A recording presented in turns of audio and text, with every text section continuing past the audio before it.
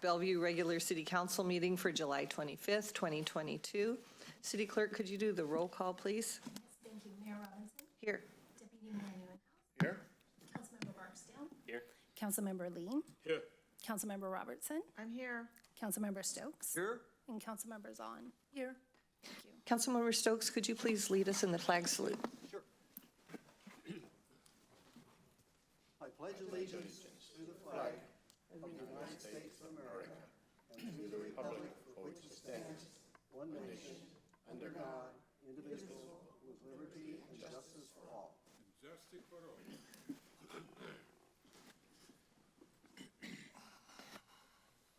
We have two proclamations tonight. We have a proclamation acknowledging the Americans with Disability Act, and Blaine Amson, the city's ADA in Title 11? 6? Sorry, can't read Roman numerals. Title 6 Civil Rights Administrator is here with us virtually. I don't see him on the screen, but hopefully we can pull him up.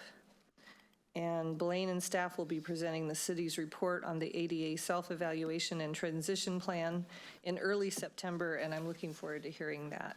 So, and in addition, this evening, Laura Kautz, on behalf of the Puget Sound personnel, will provide a few remarks in receipt of the council's proclamation on the ADA. And then the second one is the Muslim American Heritage Month proclamation, and we have Dr. Whitehead making remarks on that after that. So the first one, Councilmember Robertson, could you read the Americans with Disabilities Act? Happy to, Mayor. Whereas, because of the efforts of disability advocates and activists, the Americans with Disability Act was signed into law on July 26, 1990, to ensure the civil rights of people with disabilities and establish a clear and comprehensive national mandate for the elimination of discrimination against individuals with disabilities. And whereas, the City of Bellevue embraces the diversity, culture, and contributions of many residents with disabilities in our schools, government, workforce, and community by consistently and diligently working to make city programs, services, and facilities accessible to people with disabilities. And whereas the Diversity Advantage Plan was adopted in 2014 and includes the guiding principle of access, emphasizing building an environment that values the abilities of all by proactively removing barriers and providing accommodations for full participation. And whereas people with disabilities, both locally and across the world, have experienced disproportionate impacts to their health, social connections, and economic stability during the COVID-19 pandemic. And whereas 32 years after the signing of the ADA, individuals with disabilities still experience disproportionate instances of discrimination, poverty, abuse, and health impacts. And whereas numerous organizations and city staff in Bellevue work with constituents and communities to bring forth the promise of hope and freedom envisioned by the passage of the ADA. And whereas the City of Bellevue affirms that while the ADA has significantly changed the lives of people with disabilities, we must continue to strive for equal access and opportunity for this population. Now, therefore, on behalf of Lynn Robinson, Mayor of Bellevue, Washington, and on behalf of the City Council, do hereby proclaim the week of July 24th to 30th, 2022 as Americans with Disability Act Week, and urge all residents of Bellevue to support disability equity and recognize the value and contributions that people with disabilities add to our city and community. Thank you. Laura, do you want to come up and speak?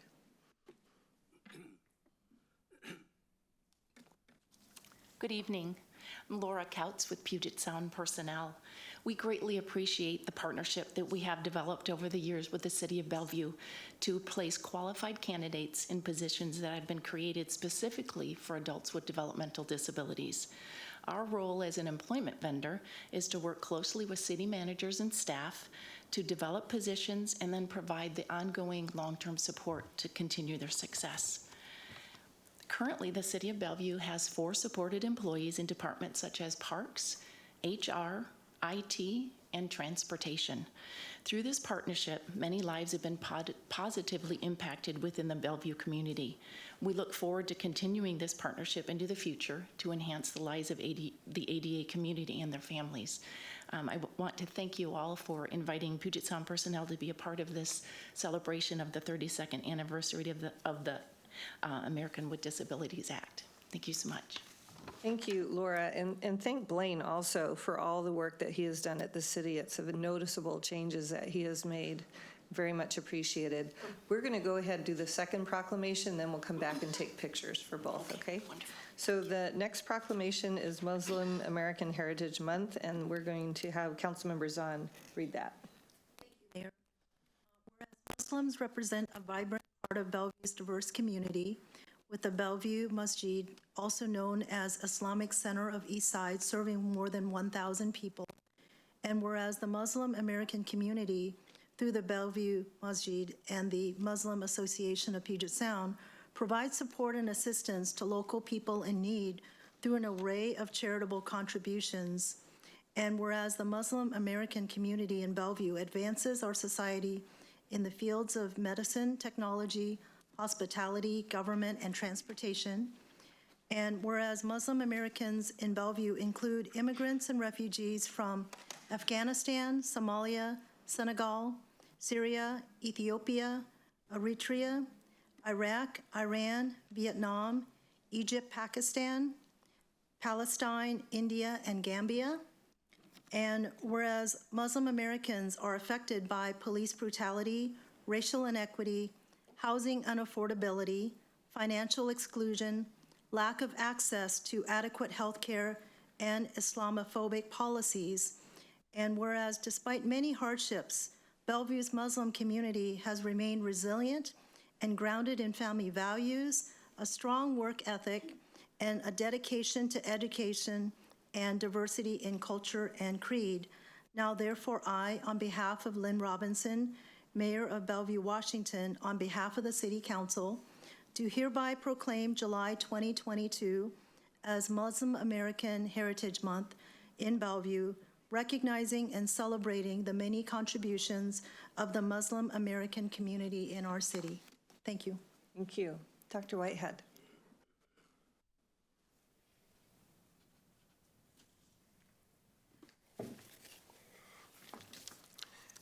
Thank you, and good evening. Thank you, Mayor, Deputy Mayor, and council members. Tonight, I'm accepting this proclamation on behalf of Bellevue's very diverse community. We're excited to take this time to celebrate members of our thriving Muslim communities. We are honored to be home to a growing and ever-diverse Muslim community. Our Muslim community is actively engaged in advancing fields of medicine, technology, hospitality, government, transportation, and many more. Thank you very much. Thank you. So we'll come down and we'll do a photo op with Laura first for the ADA, and then the second one with you, Dr. Whitehead. So sign this. We'll come on down.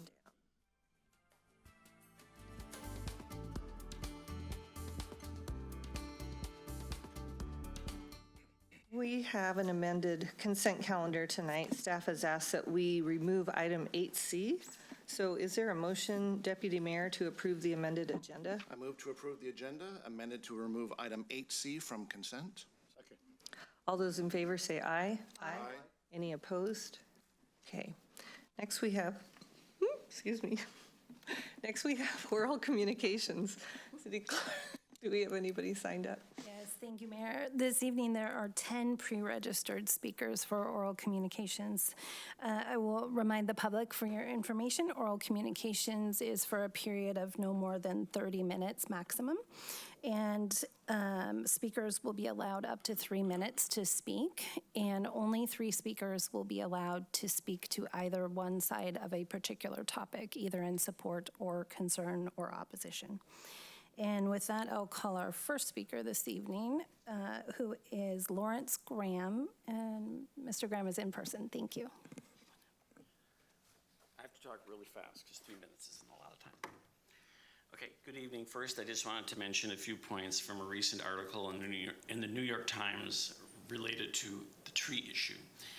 The area surrounding the Eiffel Tower in Paris has recently become the scene of furious protests. The source of the anger and protests was a plan to cut down more than 20 trees, some over 100 years old, around the tower as part of an effort to build a huge garden and ease tourist congestion. These were massive protests. 140,000 signatures were obtained on a petition. The article goes on to point out trees are considered some of the best defenses against the radiation that contributes to the heat waves that are on the rise everywhere because of global warming. They provide much needed coolness in urban environments. Young trees are less effective than older trees. One 100-year-old tree is worth 125 newly planted trees in terms of absorbing carbon dioxide and cooling down the surroundings. So these trees in Bellevue are 150 to 200 years old. So we're talking, 200 new trees to replace one tree in terms of carbon dioxide. Article goes on to say, cutting down trees has become a very serious question that causes a bit of a scandal at a time when we talk about fighting global warming. So to bring the notion of increased anger and frustration, the tree destruction is triggering closer to home here in Bellevue. Quick personal story. A neighbor of mine, with whom I've actually enjoyed a great relationship over the years, recently purchased the home and lot next door to hers. The home itself is a smaller, older home that will eventually, of course, be torn down and sits on a lot loaded with landmark trees. The neighbor hired what looked to me like an unlicensed tree cutter to remove what looked like 5 to 10 or many more large trees, presumably so the older home that will now be rented would enjoy a better view. Someone who witnessed the carnage apparently called the city of Bellevue to report the cutting. The neighbor knocked on my door one Saturday morning when I was still in my pajamas, and I looked on, I'm like, I'm gonna let you in even though I'm in my pajamas because you're my friend. Did you report me to Bellevue? I said, no, it was not me. And furthermore, I've learned that calling the city does little good as the rules need updating and enforcement of the existing poor rules is almost non-existent. I told her I had no idea who reported the activity. And I invited her into my home and I just showed her out my windows. I said, this is what used to be over here and this is what's now. Nothing, nothing. You can see that the sun is pouring down on all the houses, all the yards. There's increased traffic noise. It's just ugly. And look at what I retained because I didn't, this isn't a spec home. Look at these trees. Look at these beautiful trees. Look at these beautiful trees. That's all we're trying to do.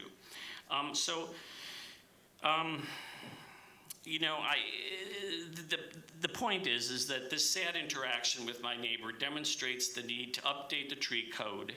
What I have witnessed in my area of Venati is devastating and sad. It's actually emotionally distressing. We desperately need meaningful updated tree rules and some actual enforcement compliance mechanisms to avoid neighborhood disharmony. We need clear rules, clear understanding of the rules. This is very important in stopping conflict between neighbors and home builders, and between neighbors and between homeowners and home builders. Thank you. And also I was asked to trees for livability and the 1,000. Unfortunately, your time has expired. We're looking forward to continuing to work on this issue with you. Thank you. The next speaker on the list is Coughlin. And Ms. Coughlin, I believe, is joining us virtually, though I don't see you identified by name. If you are joining us this evening, can you use *9 to raise your hand? Okay, I do not see Ms. Coughlin yet. I will circle back to her. So the next speaker is Stephanie Kristen, and Ms. Kristen is also joining us virtually. Ms. Kristen, can you hear me? Yes, I can. Thank you. Your time begins now. Very good. Thank you. Good evening, council members. My name is Stephanie Kristen. I'm a real estate broker with Windermere Real Estate, and I serve on the Board of Trustees of Plymouth Housing. I have lived in Bellevue for the past 19 years, and I'm an active member of my community. As a Bellevue resident, I know that our city is at its safest when everyone is getting their needs met.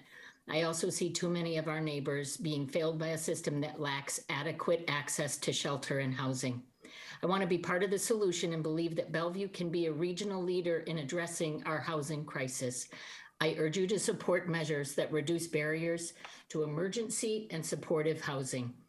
One way of doing this is to support Councilmember Barksdale's amendments that would eliminate the conditional use permitting requirement for emergency housing. This unnecessary requirement substantially increases time and cost to both city staff and housing providers.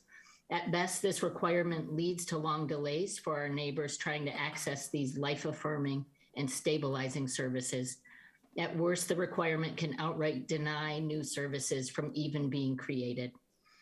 Additionally, I urge you to oppose proposed amendments A1 through A9 that will put up barriers to emergency and supportive housing. As a community amid a housing crisis, we should be working to increase access and availability of emerging and supportive housing. Arbitrary resident caps and minimum buffer zones between housing sites significantly limit the number of individuals that can be housed. With so much need for these activities throughout Bellevue, it does not make sense to put in policies in place that will restrict access to these services. I'm proud to be part of Plymouth Housing Organization and appreciate the council's past support with the Eastgate project. Having more shelters and more housing is a win for our whole community. Thank you for the opportunity to comment today, for addressing our housing crisis with the sense of urgency that it demands. Thank you, Ms. Kristen. I do believe that I see Ms. Coughlin now. Ms. Coughlin, can you hear me? Yes, can you hear me? Yes, we can. Your time begins now. Thank you very much. Hello, Mayor, Deputy Mayor, council members. Recently, I had the welcome opportunity to speak with council members Barksdale, Newenhouse, and Lee at a neighborhood picnic and walk. Now that the state and county are diminishing local control of our representatives and residents, it is important that we secure the channels of communication which remain. It would be wonderful if some of our council hearings could permit this direct exchange of ideas. I understand and support the desire to house the unhoused. I fully support Councilmember Barksdale's excellent recommendation that the city of Bellevue hire a licensed psychiatrist who could oversee and advise all the shelters and various housing types which will be coming to Bellevue. In all the discussions around these topics, this need has been glaringly absent. The Bellevue Police Department cannot be expected to be responsible for all the fallout, particularly with the handicaps recently imposed on them by the state. One must acknowledge that there are many different functional levels in this group, ranging from those who were functional and who have suffered a recent medical, marital, or economic setback before resuming an independent life, to those who will require permanent care. According to Leo Floor, about 10% of those in permanent supportive housing will move into independent living. My comments apply to the large group which will not. Serious mental illnesses are lifelong, and those who do not receive ongoing medication and therapy need to be protected and stabilized. Some, particularly those who have had a career in the past and have stabilized with meds, will do well without patient therapy. Due to the nature of their illnesses and the medications involved, without requirements, many in this group will stop their meds within a year of leaving therapy. Others will need periodic med changes even if they are compliant. Unsurprisingly, facilities with requirements have the highest rate of positive outcomes. I've been researching such facilities for my sister in another state and have discovered that every area has a facility with no requirements and accepts those with criminal records, current hard drug users, and those who are not med compliant. Unsurprisingly, these facilities have the most negative outcomes for their residents and the surrounding community. However, they do have the ability to quickly hospitalize people who require it. It is negligent and far below the professional standard of care to group heavy chronic hard drug users with those who are mentally ill. Likewise, those who are not med compliant pose a risk to themselves, the other residents, and the surrounding community. The neighborhoods of Bellevue are not treatment facilities, and from what I have read, there are no requirements for those staffing the homes. Ms. Coughlin? Yes. Ms. Coughlin, your time is expired. Thank you so much for your comments. Thank you. And the next speaker on the list is Stephen Pastana, who I believe is in person. Thank you.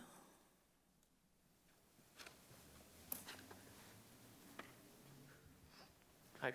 Good evening, Mayor Robinson, Deputy Mayor Newenhouse, council members, and city staff. My name is Stephen Pastana. I'm a Bellevue resident, and my address is on file. I wanted to speak today not on the supportive housing land use changes that are on your agenda, but on another important component of the city's housing portfolio, that is rented homes and tenant protections. I'm one of the over 60,000 Bellevue residents, or just about half of the city, that rent their homes here. In city council meetings, we sometimes hear about looking to what our neighboring cities are doing to address issues we have in common. We have a chance to do this with tenant protections. Just last week, the city of Redmond decided to implement a suite of basic common sense tenant protections, and I'm asking Bellevue City Council and city staff to use those as a starting point or inspiration for implementing tenant protections here in Bellevue. What Redmond adopted includes caps on fees and specifying the number of minimum days a tenant must be notified of large rent increases. I sure would like to know well in advance if my landlord were to raise my rent by $100 or more a month, but right now in Bellevue, I don't have that peace of mind. For those of us who rent our homes in Bellevue, these sorts of tenant protections will provide better housing stability, peace of mind, and help avoid housing insecurity. As the city works on its comprehensive plan looking at our next 20 years, I'm asking that you consider implementing strong tenant protections for those of us who rent our homes now, as well as for future generations of Bellevue residents who will be living and working here in the decades to come. These tenant protections are an appropriate instance where we can look to what our neighboring cities are doing to help residents avoid precarious housing situations. Thank you so much for listening. Thank you for your comments. The next speaker is Galen Helmgren, and I believe Mr. Helmgren is joining us virtually. Mr. Helmgren, can you hear me? Yes, I can hear you. Can you hear me? Yes, thank you. Your time begins now. Hello. I'm here today to talk about trees. I'm 36 years old, and I've been a resident of Bellevue for 31 years, split between the Somerset and Lake Hills neighborhoods. Having grown up in Somerset, I appreciate the benefit of landmark trees and green space. Developed in the late 70s and early 80s, the Somerset, Lakemont, and Amherst neighborhoods all have direct access to intertwining green belts, the Coal Creek Natural Area, and the Cougar Mountain Regional Wildland Park. These neighborhoods have large houses on large lots, unlikely to be developed, and for the most part, their local canopy faces little threat. When I moved to Lake Hills in 2012, I noticed the scenario was quite different. As a post-war boom neighborhood full of starter homes, Lake Hills has significantly smaller homes and lots ripe for development, along with the removal of nearly all existing canopy on each lot, as current city code allows. For example, a community member recently noticed an unpermitted contractor, Hoskins Tree Service, removing 4 landmark trees over 24 inches in diameter in Lake Hills. Under the new city code, these trees require a permit for removal. After contacting non-emergency police, the resident was told that authorities, quote, would not come out for a tree, end quote. The city's code compliance officer told this resident the company would not face any fines, that the code is not about saving trees, but rather preventing homeowners from removing trees themselves, and that if the company did apply for a permit under the new code, the permit would likely be granted regardless. There seems to be a lack of awareness of the city's new position among contractors and city staff, and confusion among residents about who to contact if they notice unpermitted work is in progress. What can we as a city do about this? Fines, and big ones. Don't laugh, but if illegal, unpermitted tree removal costs a company $10,000, word will get out, and fast. Perhaps tree removal license in Bellevue requires companies to provide a notarized acknowledgement of existing city codes. We could even call it no contractors left behind. If Bellevue is serious about protecting our community's precious and irreplaceable assets, then be brave. Take a regional lead in the fight against climate change and demand equitable restitution to city residents for unpermitted tree removal in our most vulnerable and tree-starved neighborhoods. The carbon sequestered by a mature tree cannot be offset by 5, 10, or even 100 new saplings during our lifetimes. If Microsoft can buy carbon credits from the city to protect trees on Cougar Mountain, why can't the city offer a similar program for urban landmark trees? Thank you, and I yield my time. Thank you. The next speaker on the list is Dennis Sills.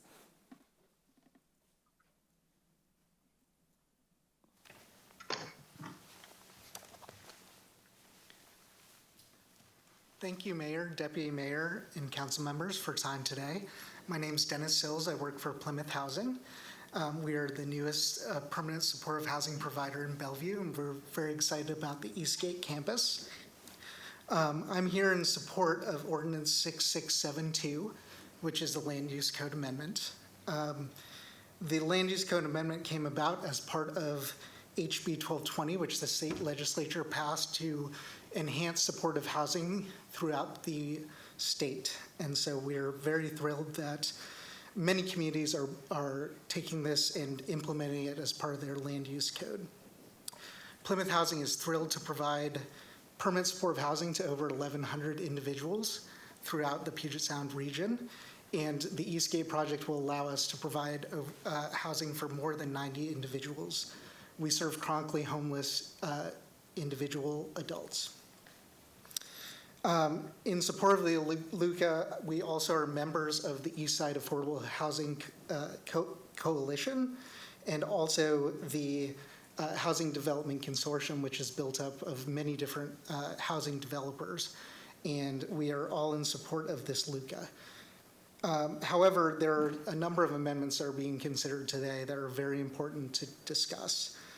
Two of those amendments, Amendment B1 and B2, both the Eastside Affordable Housing Convening and the Housing Development Consortium, as well as Plymouth Housing Support. This would enhance the opportunities for emergency housing in the city of Bellevue. However, we also have to oppose amendments A1 through A9. The reason is because those amendments would impede our evidence-based model for delivering permanent supportive housing. Our housing is different from a lot of other types of housing. Our residents are there permanently, they sign leases, there are agreements and rules that are in place, and some of these amendments would impede our ability to deliver that type of model. We also believe that if those amendments were adopted, it would lead to the slowing of future development of affordable housing in the area. So for those reasons, we have to oppose those amendments. We are very supportive of the LUCA in general, which will increase the amount of supportive housing and affordable housing in many of the different zoning areas in the city of Bellevue, so we're thrilled about that as well. Thank you very much for your time. We're grateful for the partnership and for previous support of the Eastgate project, and happy to be here tonight. Thank you. Thank you. The next speaker on the list is Betsy Hummer.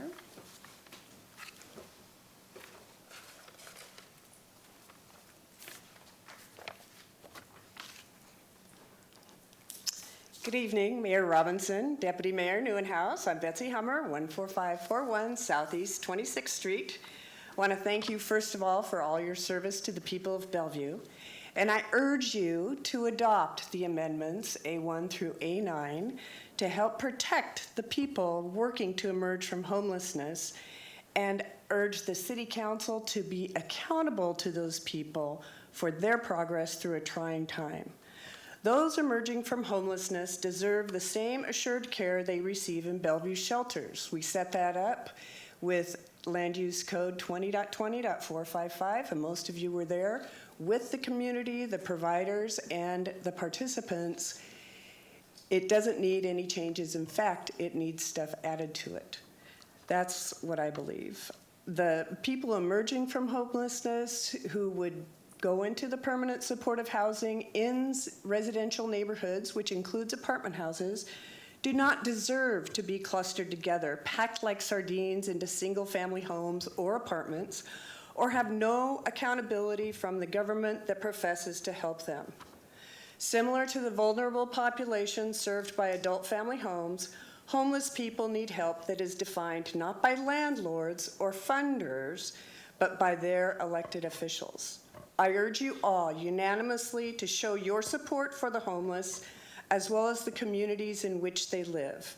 Adopt the amendments proposed by Councilmember Robertson. Limit the number of residents in a home to 8, have the homes from a quarter to half mile apart, limit the total number of participants to 100, ensure those codes of conduct and operating procedures that are so successful with the Congregations for the Homeless Shelter are in place so participants know what to expect. Work to disperse the homes throughout Bellevue, not just in 1 or 2 neighborhoods, and involve the greater community by mandatory community outreach. Let's help all providers be the best they can be to help Bellevue's homeless and Bellevue's wider communities. adopt amendments A1 through A9, and consistent with the Land Use Code 20.20.455, keep the conditional use permits in place for those shelters because, as has been shown by the Congregations for the Homeless, beautiful new shelter that I see every day as I drive up I-90, going up, it looks like they'll be in there in just a month or so. It works, and we all contributed to the success of that land use code. So please deny the other amendments, the Bs, and keep our land use code the same. Thank you again for your service, and let's protect all of our citizens. Thank you. The next speaker on the list is Steve Kramer.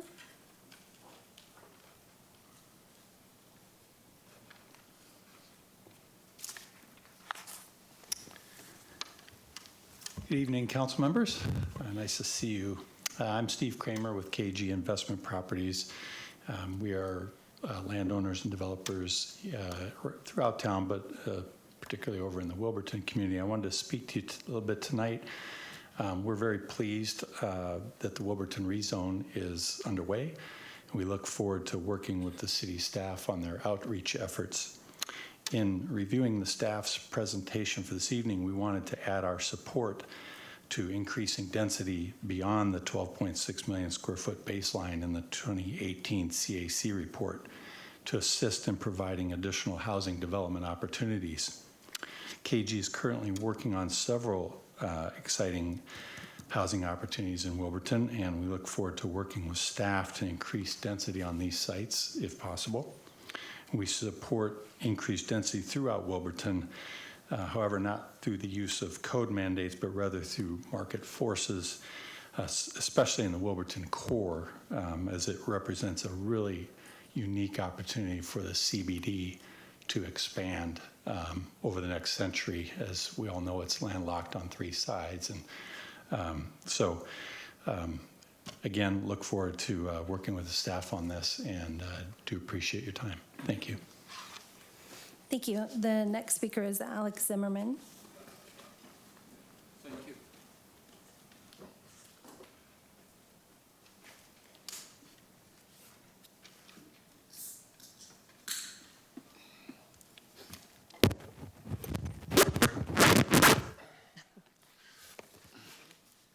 Sie Heil, a dirty damn Nazi fascist mob, bandita and psychopath. My name is Alex Zimmerman. I want to speak about something what is critical right now, about Democrats who are stealing from us $1 billion and $billion. And exactly I want to speak about Sound Transit 3. It's a Ponzi scheme what is don't have a knowledge in American history. And right now, people who responsible for this, for example, like King Country Consul Balducci, for example, when I come to speak, they cut me first 5 seconds. Why? Because I call this a criminal, a bandita, a Ponzi scheme crook who's supposed to be in jail. And I give you right now a couple examples how this is working. She promote, for example, the East Sound Transit line. So right now, everybody knows this. So for last couple of years, we can lose only $billion and $billion. People money. We're talking about this small problem. We're talking about $12 billion. How many idiots in this city understand what is mean $1 billion? We can build 2 hospitals like Overlake, or 10,000 apartments for poor people. You understand about talking? If we're talking about dozen and dozen $1 billion.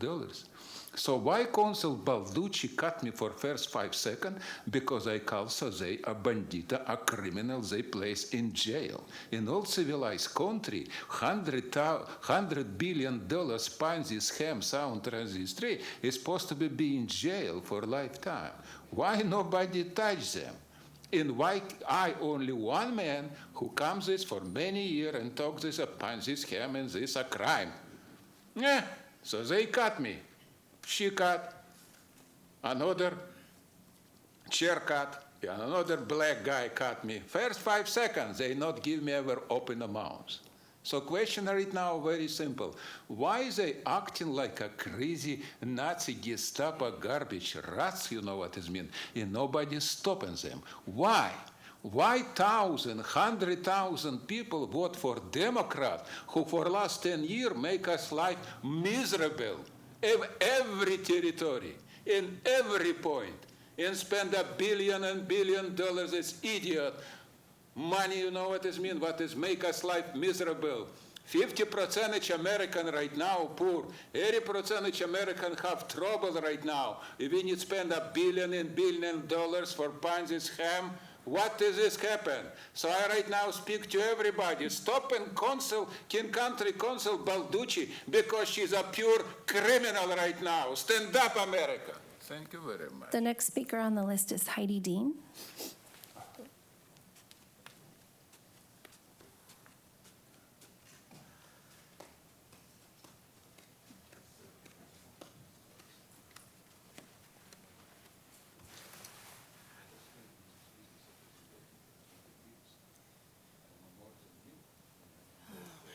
Good evening. That's always a tough act to follow. Good evening, council members. Tonight's vote on the permanent supportive housing and transient housing, LUCA, isn't about whether homeless people are bad, whether homeless service providers are bad, or whether Bellevue residents are NIMBYs. Tonight's vote is about transparency and accountability. It's about having the courage to do what's right for all who are involved. It's about not repeating the same actions that the council majority took between 2016 and 2018 that broke the trust of Bellevue residents. It's about making a good decision that is both in compliance with House Bill 1220 as well as in the best interest of Bellevue residents that you were elected to represent. It's about not allowing people from outside of Bellevue who are associated with special interest groups to influence your vote on this LUCA, while the very valid concerns of your own constituents are dismissed and sometimes even mocked. Voting in favor of Councilmember Robertson's proposed amendments is the right thing to do. They're in compliance with the bill. They provide necessary protections and framework, and they will not prevent service providers from operating in Bellevue.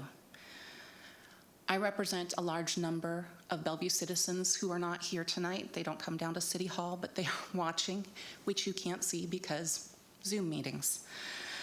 And I ask you to do the right thing and vote to adopt Councilmember Jennifer Robertson's amendments prior to adoption of the permanent supportive and transient housing LUCA. Local control is not garbage, despite what Representative Davina Dewar may think. She and her colleagues left you with some measure of local control on this issue, and we are asking you to exercise it. Thank you. Thank you. That is the end of our pre-registered list of speakers this evening. If we have about time for one more speaker, if there's anyone joining us in council chambers who would like to speak, please raise your hand, or anyone joining us online, use the *9 function to raise your hand. Okay. Mayor, I do not see any additional hands. That closes oral communications. Okay, thank you. We are next on to the report of the city manager, and we've asked him to please report on our city's response to the high temperatures we're about to experience. Mr. Mayor. Good evening, Mayor Robinson and council members, and that's right. As the council and the viewing public is aware, we're in line for some very hot temperatures this week. We wanted to get in front of the council as well as the public tonight to talk about some of the ways we're going to be supporting our community during this heat wave. So joining us this evening is Carl Luneck, our Bellevue's emergency manager, to briefly share with the council some of the measures the city is taking during this heat wave. Carl? Excellent. Thank you, Mayor Robinson, Deputy Mayor Newhausen, City Council, and City Manager Brad Miyake. Appreciate the opportunity. As I'm sure you are very well aware, the National Weather Service has issued a hot weather or a threat advisory due to the temperatures that are expected later this week. Currently, they're expecting tomorrow at about noon, Tuesday the 26th, all the way through Friday, July 26th, temperatures to be in the area of around 90 degrees during the day and overnight lows somewhere in the 60s. And so with that, just a brief overview of what the city is doing in preparation and response to that. We totally understand that the City of Bellevue residents love to get out and enjoy the beautiful sunny summer weather that we have coming up. But it's important that we take a moment or two to plan and prepare for that sun. In anticipation, the Office of Emergency Management, we've been working with our neighboring jurisdictions, the county, and the region as a whole to push out preparedness messaging as well as communicate with the residents where resources are available to avoid those high temperatures and protect themselves and keep themselves safe. Bellevue Communications has and will continue to be taking point on communicating with the public, sending out suggested recommendations, ways for residents to stay safe and beat the heat and stay cool. This information is available through the city website, press releases, a number of social media platforms, as well as on the city's website news page. It's also there translated into multiple languages. Bellevue's 4 community centers will be open during peak heat hours, as well as into the evening hours to provide residents a place to go to enjoy some air conditioning, as we recognize that many residents don't have air conditioning. A lot of businesses are also without them. So highlighting some of those ways that people can stay cool during this heat wave is essential. The Bellevue Fires Cares program, those staff members have been very proactive in distributing cold beverages and water to our unhoused population, and also working with a couple of senior care facilities to provide sunscreen installation, so basically covering some windows for them. Very effective program last year, and they're continuing it again this year during the heat. The Congregations for Homelessness are extending their day center hours to 10 p.m. in the evening to anticipating that they're going to see an increased need later into the evening. But we are seeing those cooler temperatures at night, which will be helpful for everyone. In addition, we have partnered with the county to communicate specific locations, both public and private, where citizens, residents, and others can go to cool off, publicly available spaces, shopping centers, public buildings as well that offer air conditioning.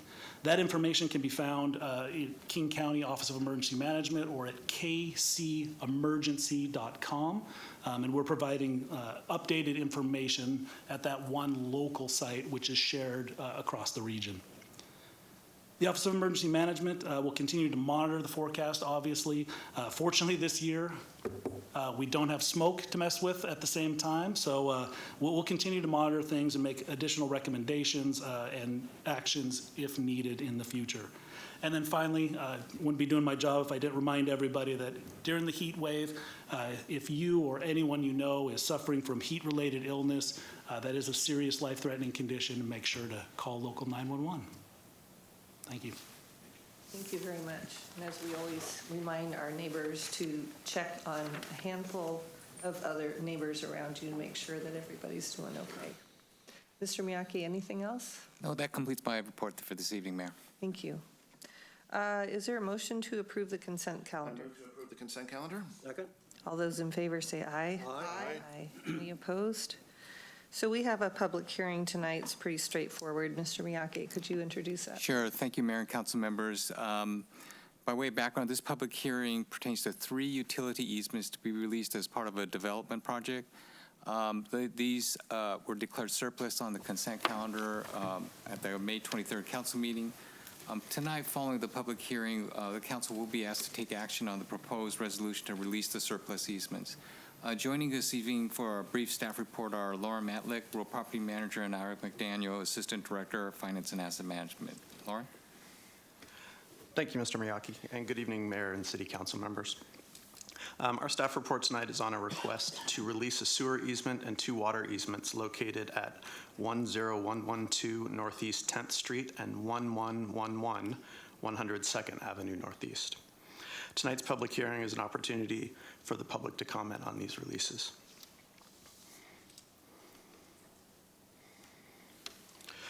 The property is being redeveloped as a multi-use building, and the developer has requested the releases during their permit process. The existing sewer easement, shown here in green, and the 2 water easements, shown in yellow, will be removed by the developer, so easements will no longer be needed. New services will be provided from the facility, or from facilities within the public right-of-way, so no new utility easements will be required for this project. This ends our staff report. Following the public hearing, staff requests council action on the proposed resolution authorizing the release of these easements, and will be available for any questions related to this release. Okay, thank you. Is there a motion to open the public hearing? I move to open the public hearing. All those in favor say aye. Aye. Any opposed? City Clerk, do we have anybody signed up for public comment? No, Mayor, there are no pre-registered speakers for this public hearing, and the council did not receive any written comments related to this hearing either. At this point, I would ask if there's anyone in council chambers who is joining us who would like to make comment regarding this public hearing or online, please use the *9 to raise your hand. Okay, Mayor, I don't see any hands. Is there a motion to close the public hearing? I move to close the public hearing. Second. All those in favor say aye. Aye. Any opposed? Any comments or questions? Okay. Is there, would you make a motion, please? I move to adopt Resolution 10126, authorizing the execution of documents necessary to release 3 utility easements within properties located at 1111 102nd Avenue Northeast and 10112 Northeast 10th Street. All those in favor say aye. Aye. Any opposed? Okay, thank you. Thank you. Okay, we have one study session item tonight, and then we'll take a break after this. Mr. Miyake, would you like to introduce this for us? Sure. Thank you, Mayor and council members. Tonight, staff are here to provide updates on the Bellevue's comprehensive plan, as well as the work on the Wilberton vision implementation. Just by way of background, council launched the comprehensive plan update back in February 28th, and the Wilberton vision implementation plan back on April 25th. We were at that time committed to bring back updates to the council on these particular topics. And as mentioned in your packet, this is an informational briefing and no council action is required. So joining this evening is Emil King, Assistant Director, Tara Johnson, Comprehensive Planning Manager, and Janet Skull, Strategic Planning Manager, all from the Department of Community Development. With that, I'll turn it over to Emil to kick off the presentation. Emil. Thank you for the introduction, City Manager Miyake, and good evening, Mayor, Deputy Mayor, and members of council. Work is well underway on Bellevue's comprehensive plan periodic update, as well as the implementation work on the Wilberton study area to form a new urban neighborhood in that part of the city. Staff from the Community Development Department are very happy to be here tonight to provide an update and also review the growth concepts for these 2 highly integrated and important planning efforts. They are going to set the stage for the next 20 years and more of growth in the city, so they're pivotal efforts that we're working on. I also want to note that this is truly a one-city effort. We are from the Community Development Department here, but we do represent a much broader staff team that's working on this planning work as we're moving forward. Tonight's update is for information only. Staff will provide project updates on the community engagement we've done over the past few months, as well as other early work on the initiatives, and then we'll focus the majority of the update on the growth concepts that we recently discussed with the city's planning commission and will be using in the upcoming alternatives development and environmental analysis. You'll see we're bringing forward a range of growth ideas to study that seek to further the direction we received from council to create more housing choices, further sustainable city planning, and create a more equitable city. At this point, we're trying to really cast a wide net of ideas to be studied in more detail as we move further in the process. I want to note we'll have plenty of time in future meetings to go into details about what those growth concepts might mean once we do the environmental analysis on them. This graphic shows the integrated timeline for the comp plan update and the Wilberton work. As you remember, Wilberton was launched by council back in April of this year, and the comp plan update was launched at the end of February of this year as well. The summary of the timeline is that we are on time with our work, and we are making great progress on these two efforts. The goal is to ultimately have the comp plan policy adopted in May of 2024, and this is well in advance of the state mandated deadline of December 2024.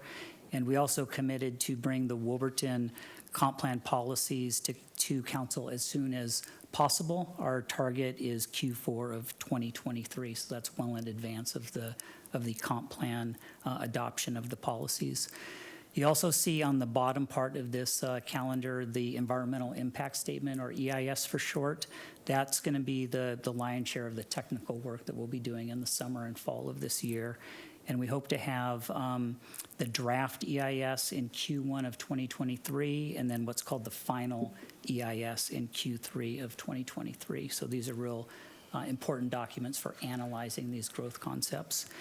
And you also see on the top of this graphic, we have the council updates. So our commitment was to give updates to council as we moved along in this 2-year process for both the comp plan update and Wilberton. The next one would be in the November-December timeframe of this year, where we talk a little bit more detail on the growth concepts and how they would lead into the EIS alternatives. Tara and Janet are going to be reviewing the previous direction from council when we get into the presentation, and also the feedback that we received recently from the Planning Commission on the growth concepts, which was very positive. And then they'll go into a bit of detail on those growth concepts, and they're going to be looking at the citywide implications of those, as well as those specific to the Wilberton area. And we'll be looking at things like the geographic location of growth, amount of growth, placemaking and character of our city, different housing typologies that relate directly back to the Next Right Work discussion we had a few weeks ago, and then clearly a focus on housing affordability as we think about how the city grows. So with that, I'm going to hand things over to Tara and Janet to continue with the presentation.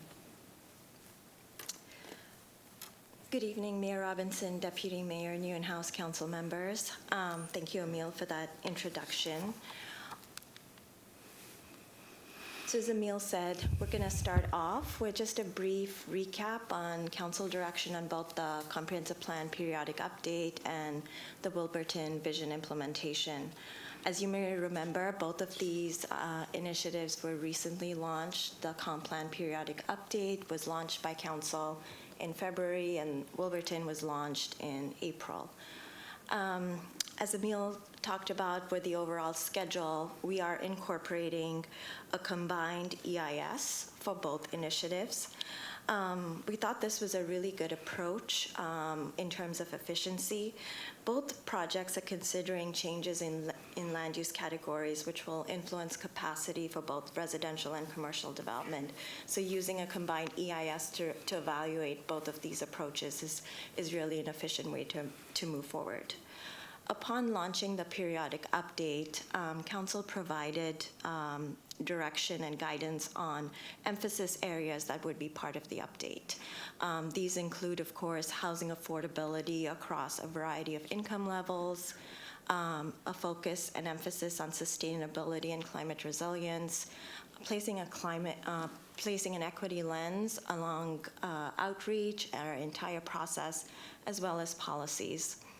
And then council direction relating to the Wilberton vision implementation was to utilize the 2018 CAC baseline alternative as our baseline approach for Wilberton. So a little bit on our Planning Commission discussion. So Planning Commission received an overview of the growth concepts earlier this month, and were very supportive of the range of concepts and affirmed this range.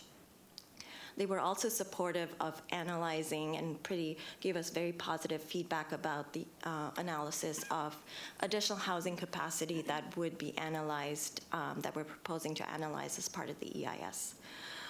They also provided some significant comments relating to our approach on community outreach and engagement, and really emphasized the need for doing some additional outreach as we move forward with the process, particularly focusing on our underrepresented groups within the community.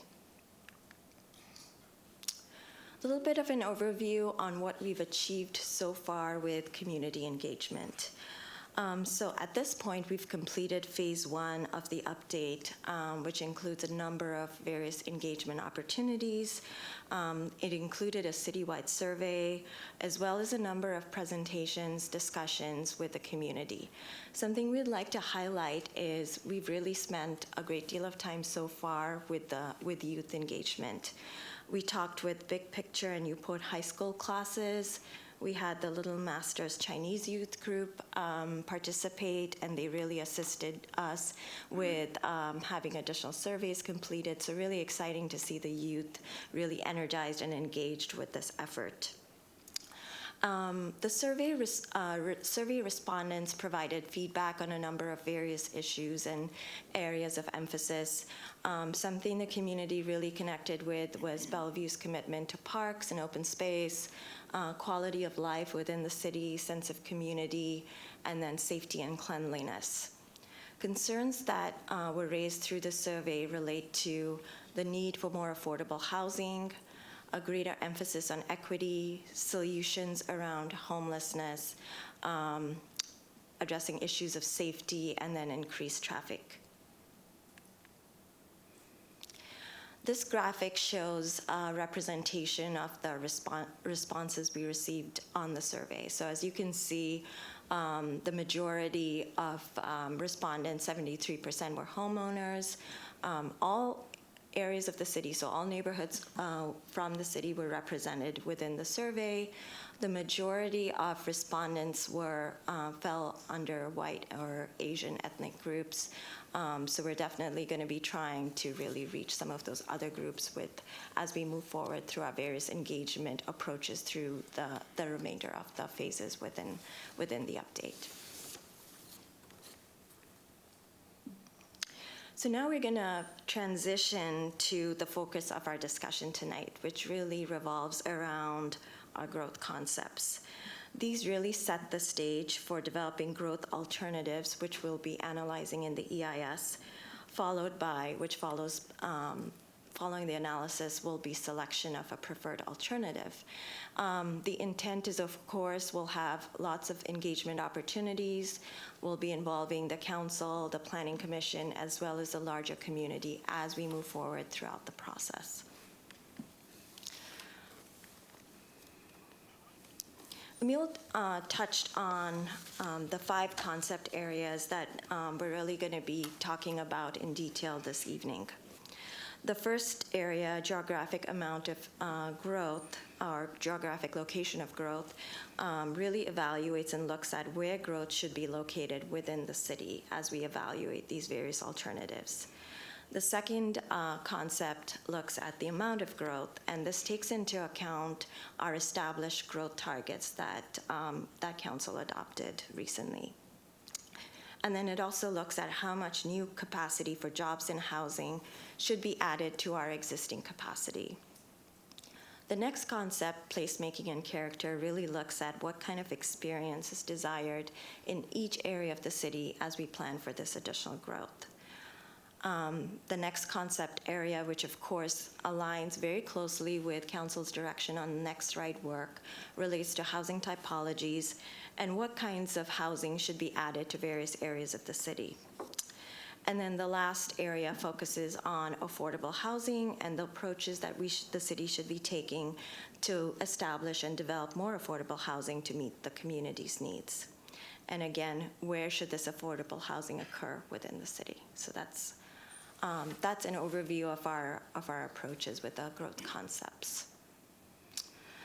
The intent, before I jump into the first concept, the intent with each of these concepts is that the growth alternatives in the EIS will include a combination of these concepts, and each of these concepts could really impact one another.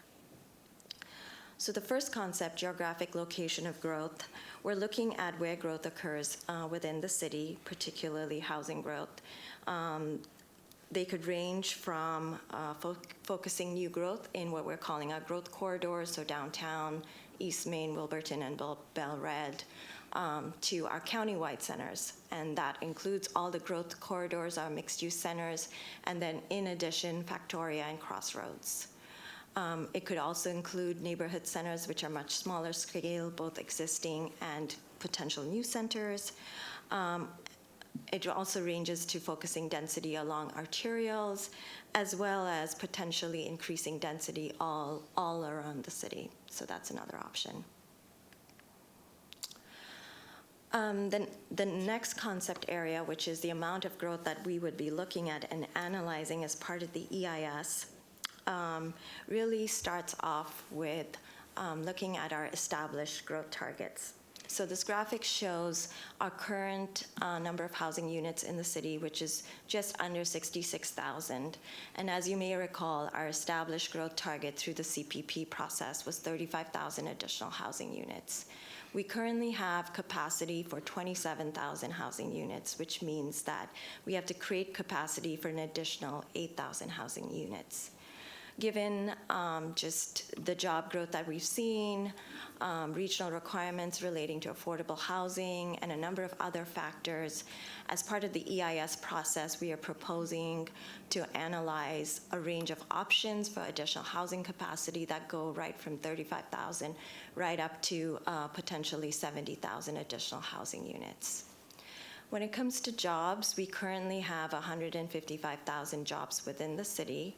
And as you may recall, our established job target is 70,000 additional jobs, which could include 20,000 within Wilberton, as well as other increases throughout the city. And we do have capacity to accommodate those existing jobs, additional jobs. Then, and now I'm going to pass things on to Janet, and she's going to walk us through some of the growth concepts relative to Wilberton. Great. Thank you, Tara. Good evening, Mayor Robinson, Deputy Mayor Neuenhuis, and council members. Pleasure to be here this evening. I am going to speak to the growth concept approaches for the Wilberton study area, and I'll be focusing on both the amount of growth and the distribution of growth within the study area. And before I say much more about that, I just want to reemphasize that we are referring to the Wilberton study area this evening, and the study area is that approximate 300-acre area on the western edge of the larger Wilberton neighborhood and Wilberton sub-area as we recognize it in the comprehensive plan. So just to be clear, we are referring tonight to the study area when we're talking about Wilberton specifically. The larger Wilberton neighborhood and sub-area will, of course, be considered as part of the overall comprehensive plan periodic update process. So with that, I just want to mention that our growth concepts include for the Wilberton study area, no action, and that is the alternative that is required through the EIS process. And what we mean by no action would be modeling growth concepts that assume there are no changes to the existing land use designations. So that's the first you see on the slide. The second item, or the second growth concept referred to as baseline, is essentially the Citizen Advisory Committee preferred alternative, and that is the baseline for future growth. And that would provide capacity for growth resulting in an approximate jobs to housing ratio of 4:1. And so we will include growth concepts that recognize that approach to growth. And then finally, we have the expanded housing growth concept, which would consider one or more growth concepts that accommodate additional housing capacity in the Wilberton study area. And in that case, we would be looking to consider alternatives that would have capacity to reach a jobs housing ratio of closer to 2:1, which is our citywide target. So that is part of what we're proposing to look at for the Wilberton study area. And then moving on to the distribution of growth. Within this Wilberton study area, we'd also like to consider a range of approaches to how growth should be distributed. And in the single core alternative, that would be the growth concept that would, again, most closely resemble the Citizen Advisory Committee vision, which assumed the largest increase in density and intensity of development in the core area, which is roughly that area where the future Grand Connection would connect downtown with the Wilberton study area, approximately in the vicinity of Northeast 6th Street, and then where it intersects with the East Rail Corridor. In the growth concept that we refer to as add development nodes, that approach would be to consider additional smaller nodes within the study area that might recognize access to transit, existing and emerging employment centers, catalyst project sites, and this approach can also consider where additional housing capacity might be best accommodated as we look to the future. And then finally, in the third growth concept in terms of distribution that we refer to as the area-wide concept, that again would be looking at ways to accommodate additional capacity in Wilberton, in particular that housing capacity that we know we're looking for on a citywide perspective as well as within Wilberton. And that would be, again, continuing to recognize the core areas being the focus of development, but spreading additional capacity for growth more evenly throughout the study area. So that's really an overview of what we're looking at for Wilberton within the context of the citywide approach. And I just will close out my comments by reemphasizing that the work we're doing on Wilberton and considering growth concepts is being done hand in hand with the comprehensive plan team. We are having regular communication with them. So we are doing our best to make sure the approach for Wilberton is considering the citywide approach. And so now I'm going to turn it back over to Tara to finish our presentation. Thank you. Thank you, Janet. So now we're going to switch to the next concept area, next concept topic, which is placemaking. And this really focuses on the kind of experience that is desired in each area of the city as we plan for all this new growth, as well as the scale and character of residential and mixed-use development. These concepts could apply differently to each area of the city and range from quiet residential-only areas all the way to mixed-use areas with office, retail, housing, and the resulting activity throughout the day and night. Other concepts include retail centers that cater to a broad diversity of visitors or neighborhood nodes, and these placemaking concepts will be key to defining the appropriate vision for the city.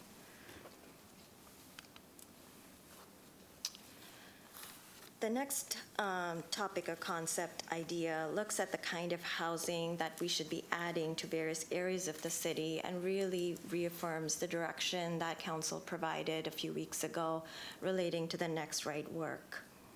These concepts range from expanding higher density typologies such as studios and one-bedrooms to introducing lower density options such as ADUs, detached ADUs, duplexes, or triplexes. Other concepts could include mid-scale typologies that we don't have as much of in the city, such as cottage housing or small apartment buildings. Another idea could be to emphasize larger unit sizes in certain types of construction that we don't see. So for example, more two-bedroom units. Many of these middle-scale typologies would fill a missing gap in our housing options today and provide more variety and opportunities for families.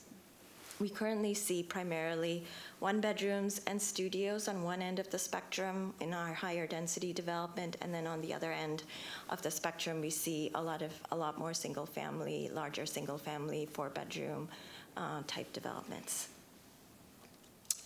So these next couple slides are gonna really provide some examples of what we were talking about relating to housing typologies. As we look at opportunities to expand either high-rise or mid-rise, again, we're looking at the higher density forms of development, so studios and one-bedrooms essentially, and there's some graphics that show you some examples of that on the right-hand side. Another type of typology would be to introduce things like micro-housing units, which was something that you talked about as part of the Next Right work. And then also emphasizing mid-size units, so adding incentives to add more two-bedroom units within higher density development. Other options would be to add typologies like townhomes within the city, and then the last sort of thematic area within housing typologies are low-rise or lower-scale development, like cottage housing, duplexes, triplexes, ADUs, both detached and attached. So our last concept area relates to affordable housing, which of course we've had lots of conversation about, recognize that there's a significant need in the region and in Bellevue. And as many of you have been involved in some of our regional committees and discussions, you're aware that there are affordable housing targets that are still being developed and will be a requirement that we need to address as part of our periodic update. So this concept area looks at the approach that we should be taking in achieving affordable housing to meet our community's needs and where this should occur within the city. So some ideas include continuing the existing incentive system, which have had a number of successes, expanding that type of system, or even increasing the requirements. For example, maybe even implementing a mandatory inclusionary system to require a certain percentage of new units to be affordable, or commercial linkage fees, again, which was discussed as part of the next right work. For any of these concepts, the geographic applicability could range from areas where they currently exist, where the incentives currently exist, like downtown, Belred, East Main, and Eastgate, or we could expand them to certain focus areas within the city or have them citywide, essentially. So with that, that covers our various concept areas. I'm going to turn things over to Emil to wrap things up. Thanks, Tara. So Mayor, this does complete our formal presentation. Again, this is for information only for the council. We're at a gaining momentum period of our comp plan update and the Wilberton work, so we wanted to take this opportunity to share these growth concepts or ideas to you as we further refine these and go into our environmental analysis. Thank you. Great, thank you very much. We'll start with Councilmember Barksdale, then Robertson, Stokes, Liaison, Deputy Mayor, and myself. Councilmember Barksdale. All right, thank you, Mayor. Just to clarify, are you looking for any direction at all tonight, or is it just for information and comments? Tonight is for information only. Okay. Yes. I'll just say I really appreciate the work that you're doing to streamline the two, Wilberton and the overall comp plan update, because as you mentioned, they are interrelated. So I really appreciate the schedule, like seeing how each of the parts tie together. In terms of, I'll just comment generally on growth. I think every part of Bellevue has a responsibility here. And so it's interesting because even as you were going through the different options, I could see them playing out in different parts of the city, right? The really high intense development in the TOD areas, and then even mid along the arterials, and then some of the lower density in the neighborhoods. So I look forward to what you bring back. And also just in terms of Wilberton, I know that we had the single core concept, but I think we were largely trying to honor council's request to not have it be the same as downtown. But I do think we are in a different time now in terms of housing need and growth. So also looking forward to the concepts there that help address those needs throughout the Wilberton area. Thank you. Thanks. Great comments. Councilmember Robertson. Thanks. I'll just be brief. Thank you for the presentation. Glad to see this work progressing. I think you guys are looking at all the right things. I know this is information only, but if you want feedback, I liked the core plus node, and I like that we are looking at all the different types of housing types in the different areas. I think that that's exactly the right thing that we should be doing. So just keep it up. I'm looking forward to the next update in November, and following the progress all along. Anytime we can do something a little faster, it'd be great if we could do that, because I know that council's been very eager to get this across the finish line, but I know that things take time to do right. So thanks. Great. Councilmember Stokes. Yeah, thank you. I agree with comments that have been made so far. This is really an amazing effort, and I think we can agree, we really haven't seen anything like this in terms of putting it together, and so congratulations to the approach on it. And as I think we all agree, things are at a different tempo now, and it's growing faster and everything else, and we're examining, of course, some concepts of what is Wilberton now, which is not Wilberton 10 years ago. So and we're doing it in a very good way. I appreciate that very much. The other thing I did want to compliment you on is going out to the boards and commissions. You had a very good presentation for the Parks Board, and I think it was very, very helpful to get the Parks Board looking at how does that all fit in with the rest of the pieces and the growth there. And so getting all the groups in the city working together and looking at this and knowing what's going on, I think is very, very helpful. And again, will help us move this in a more positive and faster way. So congratulations. Really appreciate it. Looking forward to actually making this happen. Thank you. Councilman Lee. Thank you, Madam Mayor. Well, we all know lots of things are going on, happening in Bellevue. So it's overdue to look at Wilberton. I think is good timing and timely, and appreciate you working on it. So we're looking forward to it. And one key is, if we waited too long, if opportunity exists, you may not be, compatible. We might miss opportunities, when things are happening elsewhere, like Bellevue Corridor, downtown, and even Main Street, right? So I think this is very good. I have a couple of questions, then maybe just a comment. You mentioned two things. It's when you're doing outreach, you mentioned underrepresented group. What do you mean exactly as the underrepresented group? So that's the question. Then together with it, you also mentioned when you're outreaching with your work now, you mentioned youth presentation. I want to know what kind of response are you getting from youth? Are they really interested? Are they engaged? And, I'm very excited that you're doing that. I'm even more excited, if they have a lot of great input and make a difference in our planning effort. So that's one question, but two pieces. So answer me that, then I will make a comment. Thank you. Sure, I'll go ahead and answer the first part and then hand it over Yes. to Tara for the second one. So underrepresented, I'll give you a couple examples, Councilmember Lee. Renters, for example, you could see that the citywide questionnaire that we did had a majority of homeowners, and that is something that we continue to work on, is trying to get more renters involved in our planning efforts. Another group are people who might be most comfortable talking about things in a non-English language, so having some workshops in non-English languages has historically been a way where we've had underrepresented individuals in our groups, in our outreach. And I'll let Tara talk a bit about our youth engagement efforts. Thank you, Emil. Thank you for that question, Councilmember Lee. So as I mentioned, we had some presentations with a couple schools, so we went to the schools and provided that overview. We also had the Little Masters Chinese youth group come to City Hall, provided an brief presentation on the comp plan, really engaged with them.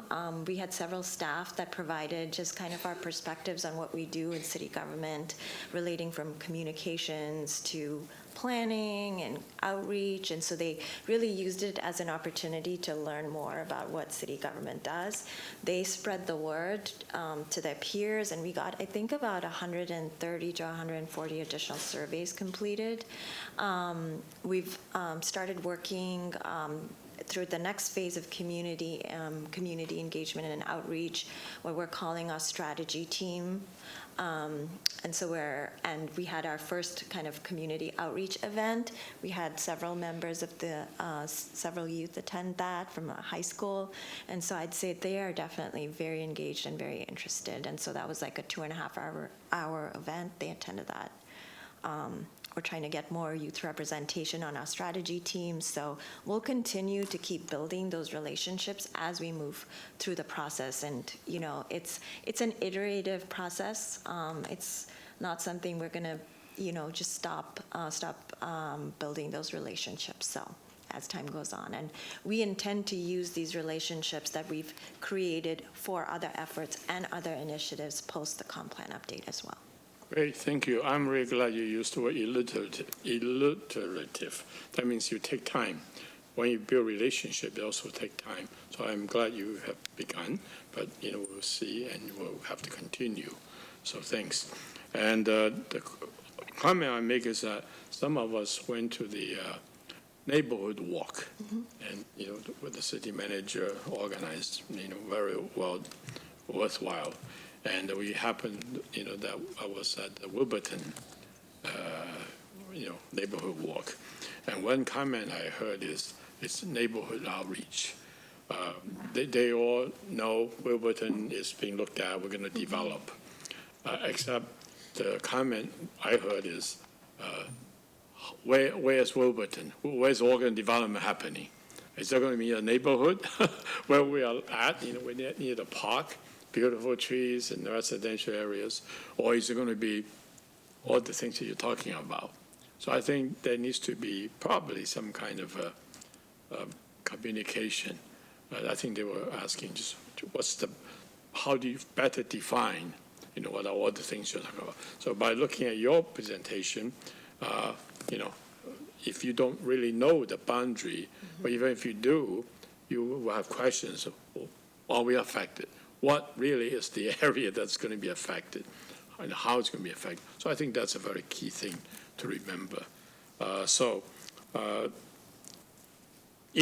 also support that you talk about single core, add development nodes, and all that stuff. It's part of the information outreach, right? People need to know what are we talking about. If you talk about this, what will be affected? Am I going to be affected? And especially that extends housing as well. Very key to the people who live in the Wilberton area. Okay. Thank you. Thank you, Councilmember Lee. Next, we have Councilmember Zahn. Yes, thank you. I, too, really enjoyed hearing the presentation, and I was especially thinking about engaging with our youth and even our younger kids, because, when you made the comment about setting the stage for 20 years, these very policies we're working on are going to come into play as things are being built, 20 years from now, potentially. So as our kids grow up and they want to come back to Bellevue, these are the spaces that they're going to want to come back to. So do we have abundant housing choices for them if they want to come back into our city? So I really appreciated looking at the way that you frame these different options, and the fact that, as Councilmember Barksdale says, we know more now than we did back in 2017 about the urgency of housing. Having this 300 acres within the study area is a huge opportunity. We do not want to lose sight of or leave opportunities on the table. So if you are looking for some feedback, I would say that I support looking at expanded housing of the 2-to-1. So we really are trying to gain on being able to build housing versus the 4-to-1. That was one of the options. And then as I think about what you have in there about, placemaking and character across the different areas, I think that in addition to the development nodes, the concept of area-wide and really looking at what are the different housing choices that make sense within the area, and creating some space for these different options all the way down to the micro units makes sense. To me, when I think about opportunity, it's making sure we don't inadvertently create restrictions that don't allow different types of housing typography to happen. And so I would want us to keep that in mind as we move forward. I would say that some of us, may be used to much larger homes. Others of us, I spent the first 10 years in Hong Kong where we had a lot of us that were all living together. And I don't know that we saw that that was something unusual. So we might want to think about how do we create spaces for multi-generational families and folks that may be from Europe or Asia where they're used to much smaller spaces as housing. So anyway, thank you very much. Thank you. Thank you. Deputy Mayor. Thank you, Mayor. Emil Thank Thank you so much for the great presentation, and great to see the slide in terms of where we are and where we're going, and appreciate pushing this along so quickly. Especially appreciate on slide 17 that these parcels were not included necessarily on this map here in the 2018 study, but will be considered for future use. As my colleagues have said multiple times, I think already tonight, this is not the Wilberton 10 years ago.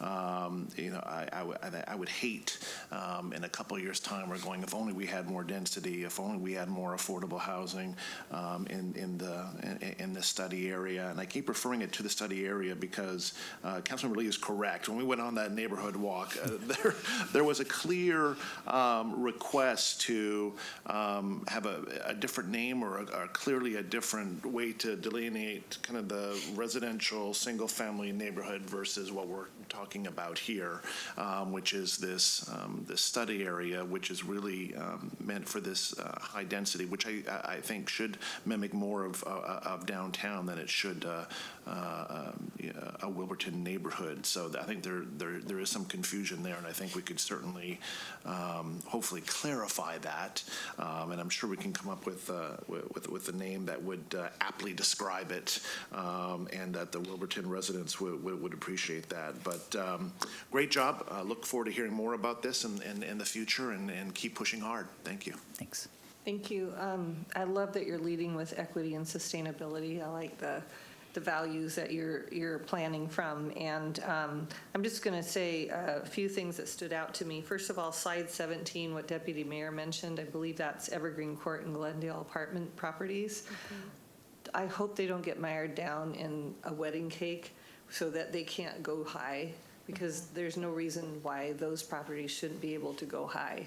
So I love, for speed purposes, you're including them in Wilberton, but I hope they don't get caught up in the zoning of the heights. The housing topology, I'd love to see a design competition in Wilberton. I think it's just right for that. What kind of sustainable design can we do? What kind of affordable design can we do? I think that Issaquah Highlands is a great example of walkable cottage development. I think the challenge there is that's not as much of a transit-oriented neighborhood as Wilberton will be, so I think it'd be even more successful in Wilberton. I think also I've heard that it's hard to get the fire trucks on those small lanes, so I know we just was able to purchase a smaller fire truck for up in Cougar Mountain area, so maybe we should consider that for a new fire station. I'd love a goal of 50% of affordable housing in Wilberton. I think it can be done. I'd love to see a wedding cake of density, starting from our transit nodes and working out. And I do love cottage housing for ownership. So those were my comments. And with that, I think we shall take a break until 20 till.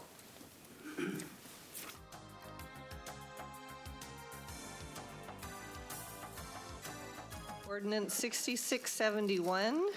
We have 3 ordinances tonight. Mr. Miyake, would you like to start?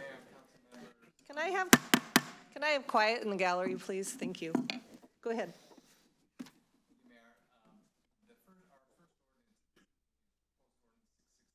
Which relates to the proposed Parks and Community Services ballot measure for the November 8th general election.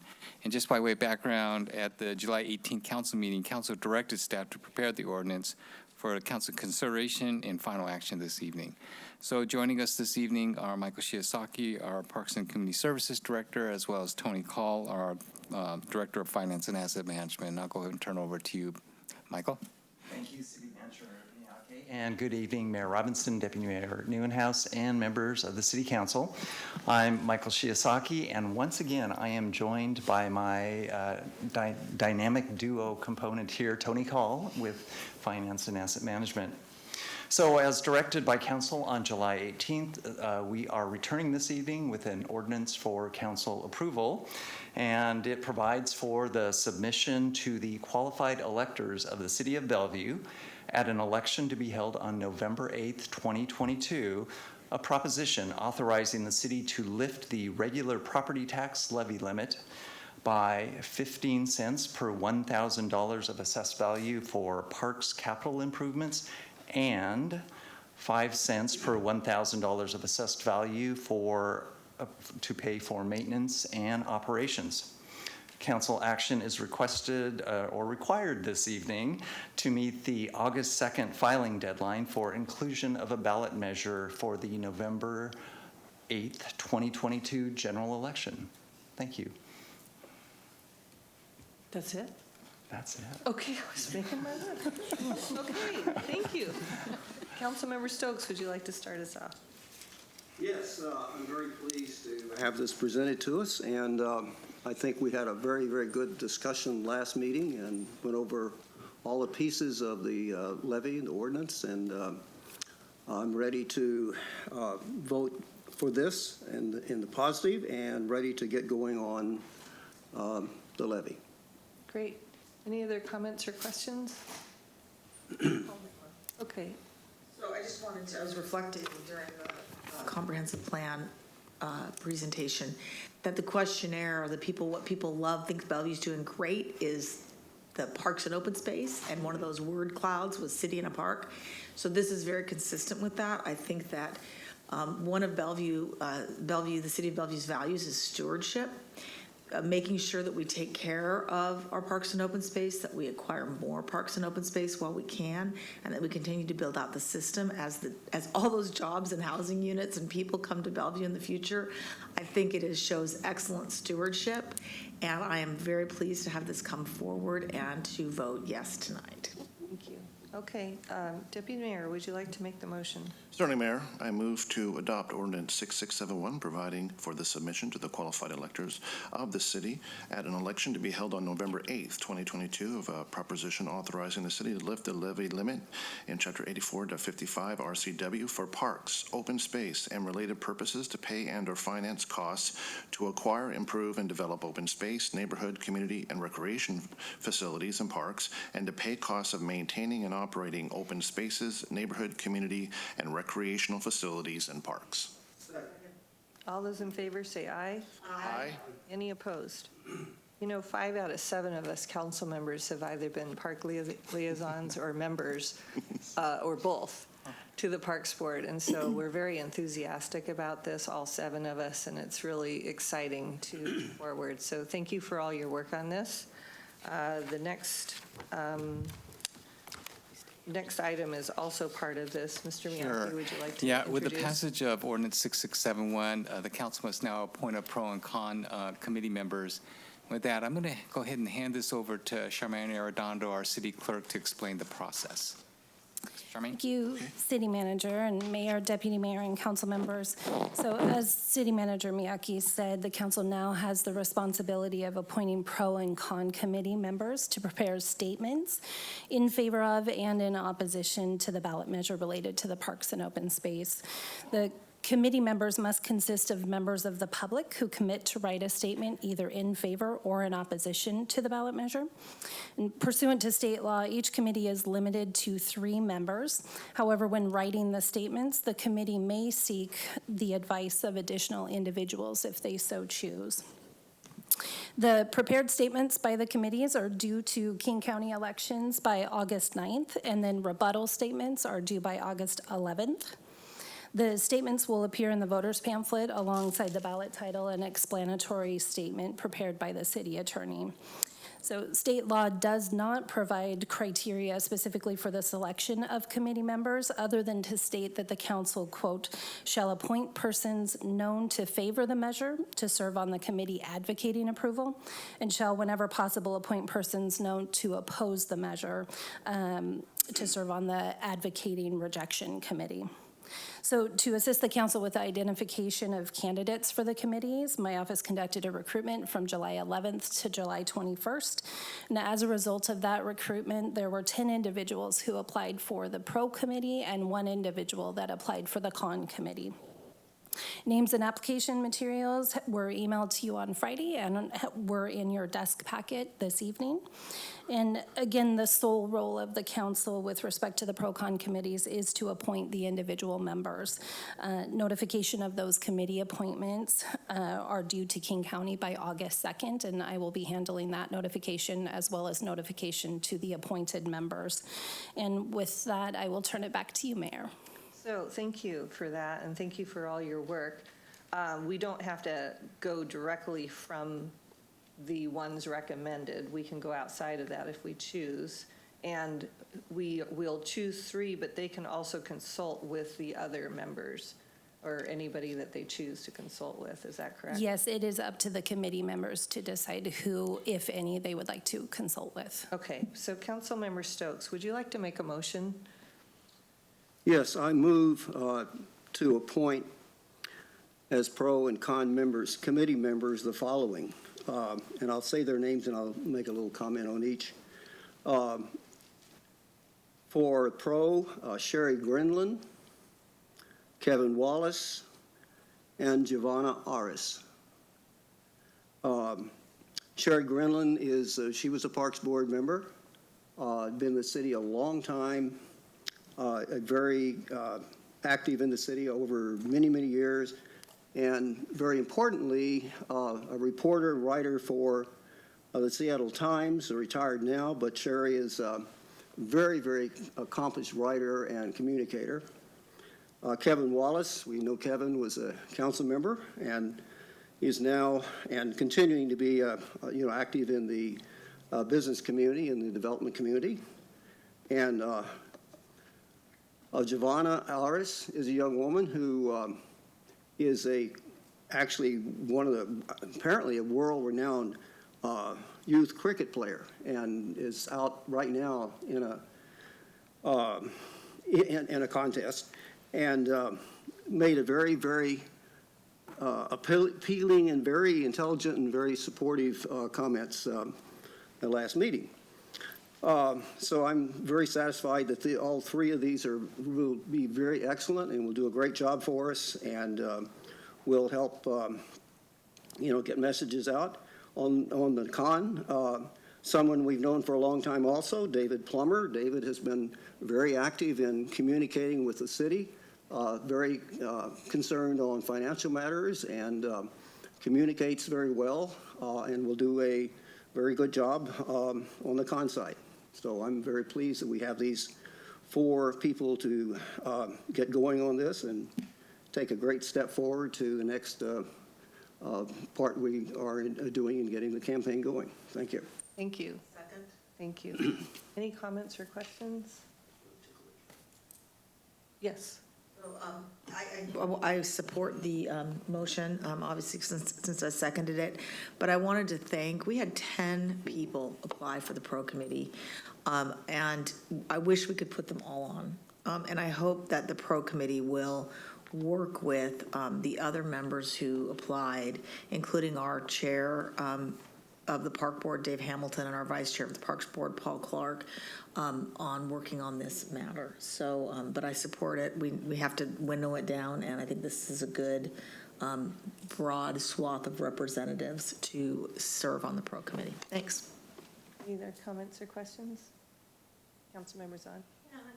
Say that I'm excited about having one of our youth be on the pro committee and making sure that we have the youth voice, because what we're building in our parks and open spaces for a lot of our youth in the future. She is 18. Oh, young adult. Yes. This is going to be her first voting this year at this first election, so she is just 18. Okay. All those in favor say aye. Aye. Any opposed? Great, thank you. And then we have one more ordinance, Mr. Miyake. Yes, Mayor and council members, our final topic this evening is Ordinance 6672 regarding the support of an emergency housing land use code amendment for final council action. Again, by way of background, council discussed this particular land use code amendment on June 21st and actually directed staff to work with council members Robertson and Barksdale on proposed amendments that they were contemplating. Tonight, staff have prepared the ordinance for final action and adoption, as well as an analysis of the amendments expected to be proposed by council members Robertson and Barksdale. Joining us this evening are Liz Stead, interim co-director, Nick Whipple, code and policy planning manager, Caleb Miller, senior planner, all from the Development Service Department. We are also joined by Kathy Girl, our city attorney, and Mac McFarland, from the city attorney's office as well for this particular matter. With that, I'm going to go ahead and turn over to Liz Stead to begin the presentation. Thank you, City Manager. Good evening, Mayor Robinson, Deputy Mayor Newenhouse, council members.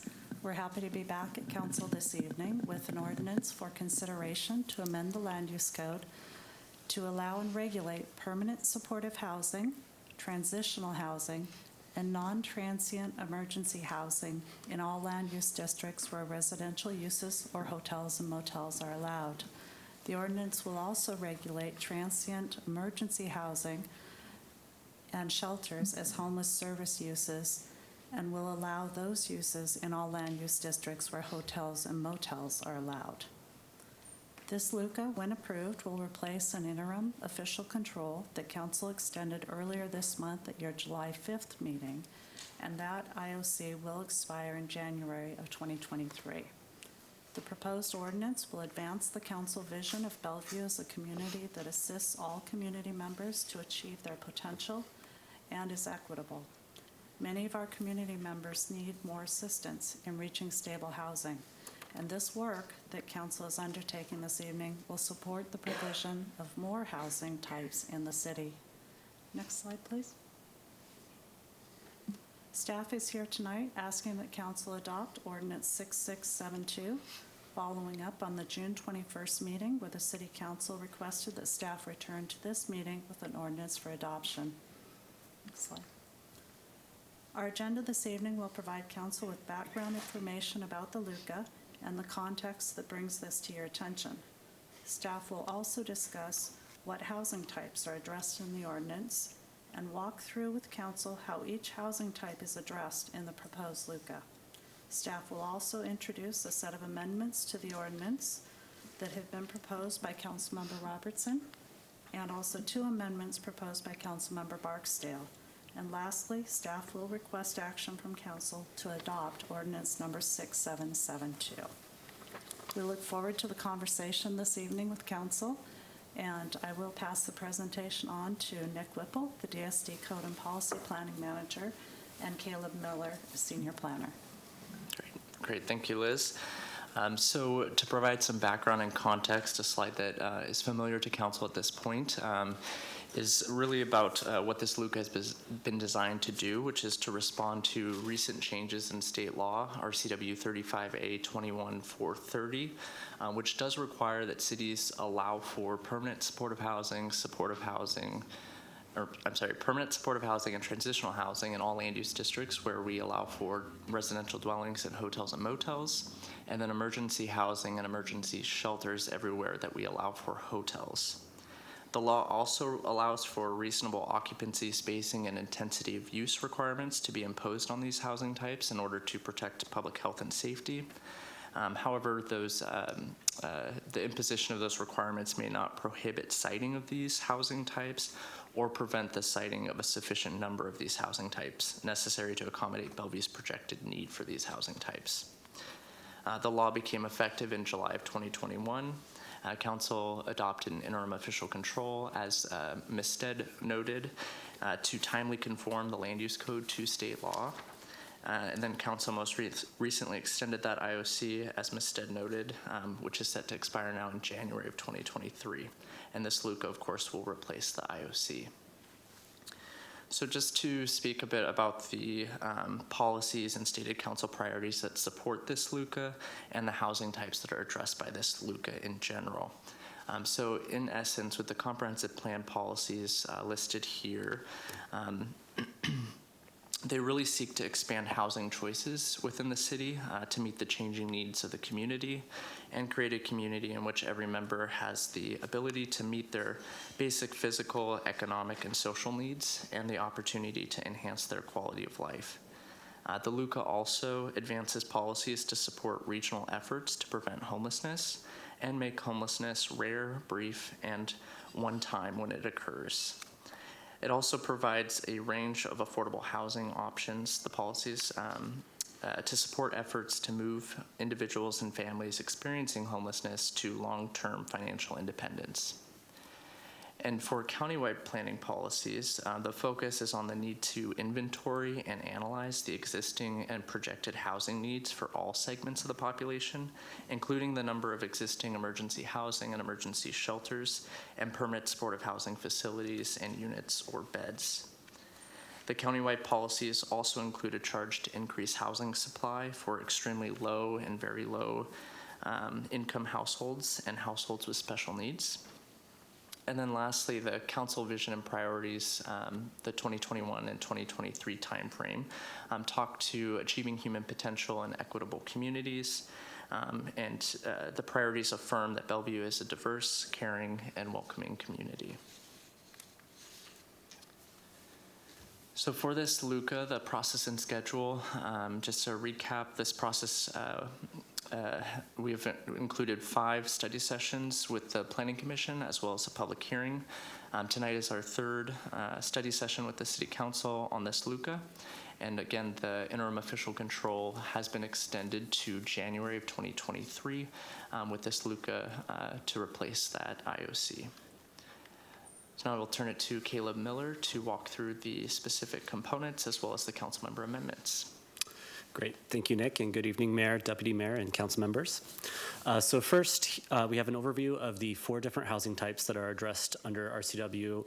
I forget the reference off the top of my head, so in the RCW section that applies to this LUCA. The first on the left, we have permanent supportive housing and transitional housing. These tend to be fairly similar in function.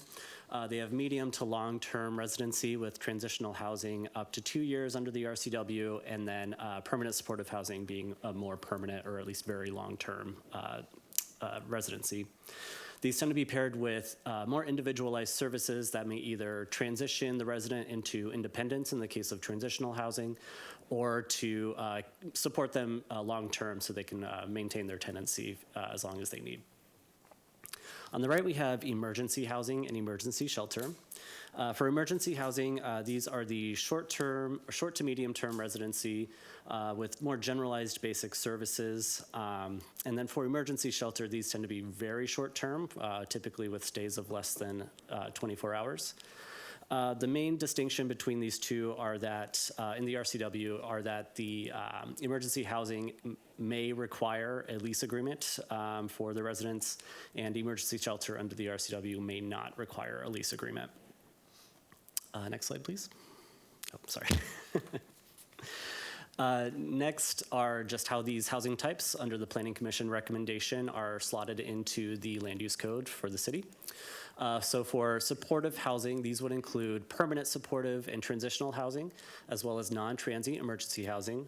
All of these with the distinguisher of having longer than, or 30 days or longer durations of stay. For homeless services uses, these would include transient emergency housing and emergency shelter, and these would be less than 30-day durations of stay. I'll also note that the transient and non-transient emergency housing distinction is something that came from the Planning Commission recommendation, not the RCW. This matches the existing framework in the code for residential uses. For example, there are transient lodging uses versus longer-term residential single-family homes, et cetera. So next, we'll go through the amendments proposed by the council members Robertson and Barksdale this evening. The amendments shown here, starting in A, will be Councilmember Robertson's amendments, and B will be Councilmember Barksdale's amendments. We'll go into each of these in more detail in the following slides. But first, I'll just note they touch on different things with the A amendments really touching on the supportive housing requirements that would be placed in the land use code. And B is more about the definition of emergency housing and the applicability, what rules would apply to emergency housing. So here are the first set of Councilmember Robertson's amendments. In the center column, you'll see the Planning Commission, Luca, and then on the right column, you'll see Councilmember Robertson's proposal. Starting with A1, this would impose an occupancy limit for supportive housing in single-family districts. The proposal is a maximum of 8 adult residents, and this would match the adult family home provisions in our, under state law. Amendment number A2 would has to do with density standards that are applicable to supportive housing. The Planning Commission recommendation uses FAR, or floor area ratio, instead of dwelling units per acre for density in mixed-use land use districts for supportive housing specifically. Councilmember Robertson's proposal would reapply the dwelling unit per acre density limits. This would be similar to other residential uses in those districts. And yes, and this would also, FAR would also be applicable as well, so both would apply instead of just FAR. The next amendment is A3, a separation requirement. This was not included in the Planning Commission recommendation, but there are, under Councilmember Robertson's proposal, there are 2 different requirements. For less intensive supportive housing uses, a quarter-mile radius, a quarter-mile separation would be required between 2 of those uses. For more intensive supportive housing uses, ones with more than 25% of their floor area dedicated to services, those would require a half-mile separation between 2 of those uses. Next, A4 are minimum standards for a safety and security plan. The Planning Commission, recommended Luca did include a requirement for a safety and security plan. Councilmember Robertson's amendments would add minimum standards to these plans, including things like behavioral health crisis management, de-escalation methods, and communications with emergency services. And finally, on this slide, A5 is the same thing, minimum standards for the code of conduct. Again, the Planning Commission recommendation did include a code of conduct requirement. This would add requirements that it must address occupant expectations and the consequences for failure to comply, as well as things like the use and possession of alcohol, marijuana, drugs, weapons, and so on. Final note on this one, the code of conduct would be required to be approved by the DSD director following submittal from the applicant. And the last set of Councilmember Robertson's amendments, number A6 is an operational agreement.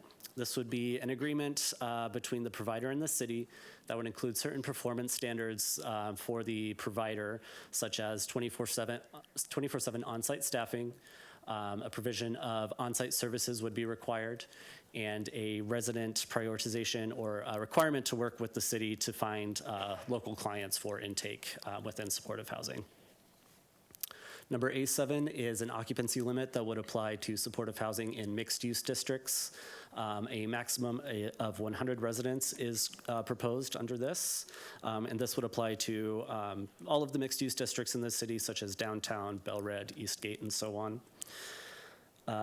Moving on, A8 would impose a registration requirement for the less intensive sites.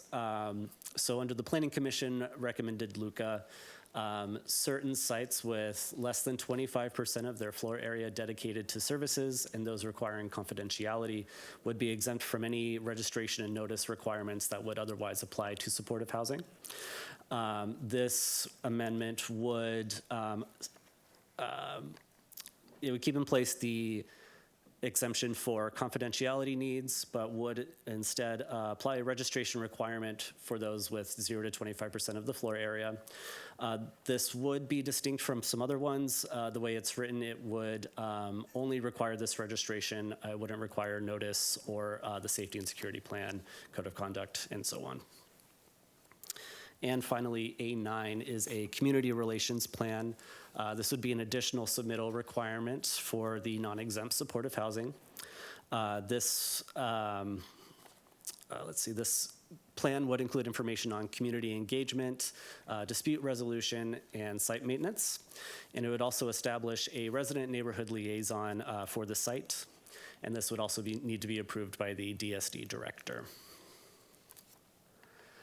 Moving on, are Councilmember Barksdale's amendments. These are being presented as two separate options. As I noted earlier, each of these have more to do with the where emergency housing is going to be regulated, how it's defined, and the applicability. For the Planning Commission recommended LUCA, as I noted, there is a distinction between transient and non-transient emergency housing. With transient uses, or those with up to 30-day durations of stay, would fall under the homeless services uses category. And non-transient with 30 days or longer durations of stay would fall under supportive housing. Under option B1, this would define all emergency housing as supportive housing, and therefore emergency housing would be permitted in residential and hotel and motel districts. Emergency housing, therefore, would also be subject to the exceptions, notice, registration, and other applicable regulations for supportive housing. Option 2 would be to regulate emergency housing as its own use. So emergency housing would be permitted only in hotel and motel districts.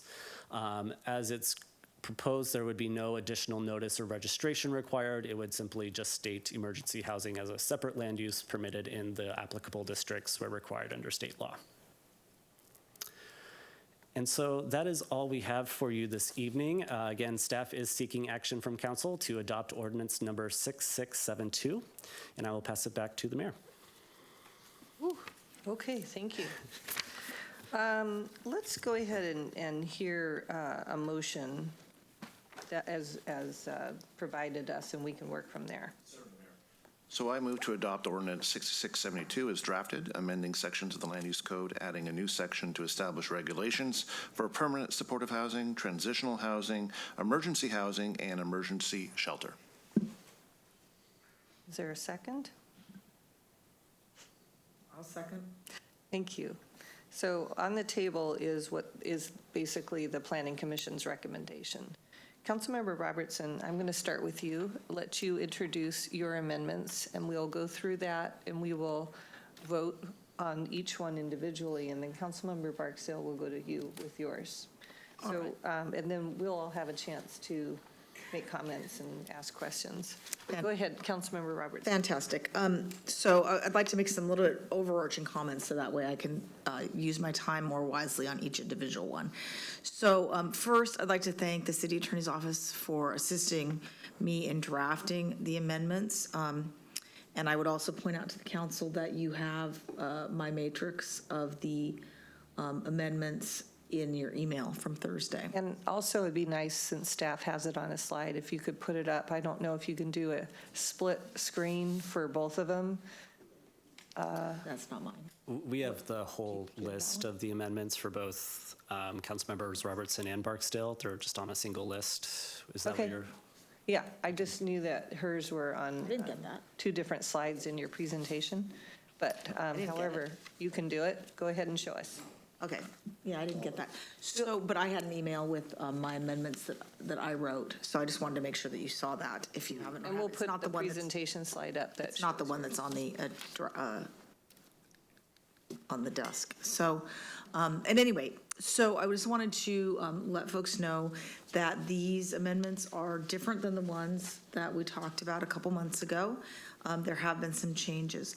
I also wanted to point out that there has been some misinformation shared with the council about my amendments. None of the amendments create a new permitting. None of them, nor does any of this disallow what is allowed under the current Planning Commission draft. All these do, the ones, for example, the ones that are exempt, that were exempt in the Planning Commission draft are still exempt. The non-exempt requirements are the same, do not require more permits, it's the same permits as are required under the Planning Commission draft.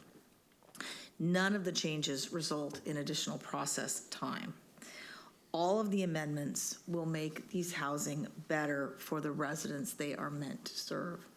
All of these housing types are meant to serve people who are homeless or in danger of becoming homeless.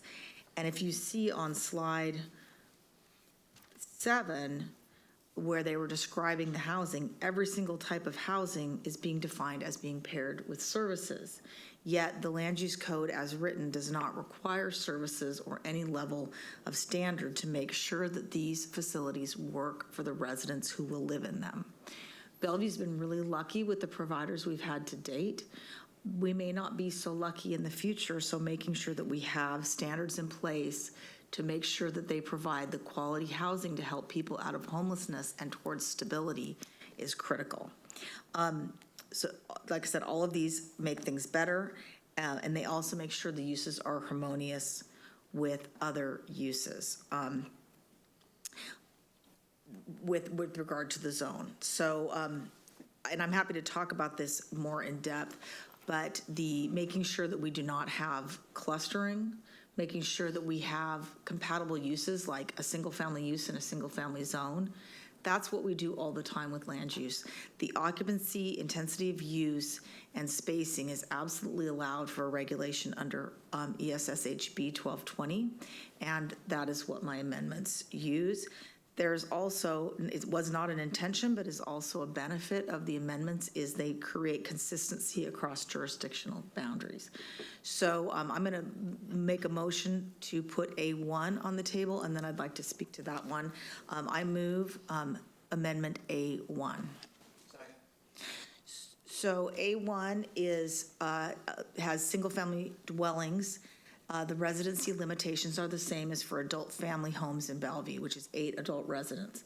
8 adult residents. There could be extra children, and there also will be staff on board. So this is not in any way making a single-family home inconsistent with single-family uses.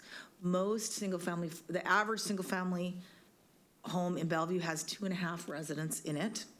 Obviously, some having 3, 1, or 2, but the average is 2.5. This would have at least 9 as the maximum, so more than almost fourfold what the average resident is in a single-family zone. These are the requirements for adult family homes where people need assistance to live and support to live independently. That is exactly what supportive housing is. It helps people, especially permanent supportive housing. People need supports to live and live independently and stay housed. Having the adult family home standards applicable is incredibly appropriate. It is an occupancy and intensity of use standard that has stood this test of time in Bellevue for adult family homes. It will make sure that if there are permanent supportive housing or other supportive housing types in single-family neighborhoods, that they fit better with the neighborhood. I think that this is one that it should be a no-brainer, and I hope that my colleagues will support it. Thank you. Any comments or questions? Okay, all those in favor say aye. Aye. All those opposed say nay. Nay. I didn't hear you. Okay, so that does not pass. Mayor, I'm afraid I'm going to need audible voice votes. We did. I'm sorry. Roll call? I get you roll call vote. Thank you. Oh, roll call vote. Okay. Councilmember Robertson, how do you vote? I vote yes. Councilmember Stokes? No. Councilmember Lee? Yes. I vote no. Deputy Mayor? Yes. Councilmember Barksdale? No. Councilmember Zahn? No. Okay. Okay. Thank you. I move A2. Second? All right, this is, we have standards, dwelling units per acre for uses in the, in our mixed-use zones. The Planning Commission carved out an exception for supportive housing. That doesn't make sense to me. It allows greater density than is allowed under the underlying zone. I don't think that that's necessarily good for creating zoning consistency across the city. If it's good for everyone else, it should be good for this use. And so all this does is delete 2 footnotes, and it just makes these live under the zoning that other types of housing. People have been saying, let's treat these like housing. This treats them like other types of housing. So I would urge a yes vote on this one as well. How do you vote, Councilmember Robertson? I vote yes. Councilmember Stokes? No. Councilmember Lee? Yes. I vote no. Deputy Mayor? Yes. Councilmember Barksdale? No. Councilmember Zahn? No. All right, I move A3. Go ahead. I need a second. Oh, second. Sorry. I'm good on the Roberts rules. I know when there's not a second. So this is there's certain types of supportive housing that is exempt. This creates a separation of a quarter mile from other exempt supportive housing. And for non-exempt supportive housing, which is the more intensive uses, it creates a half-mile separation between the two non-exempt supportive housing uses.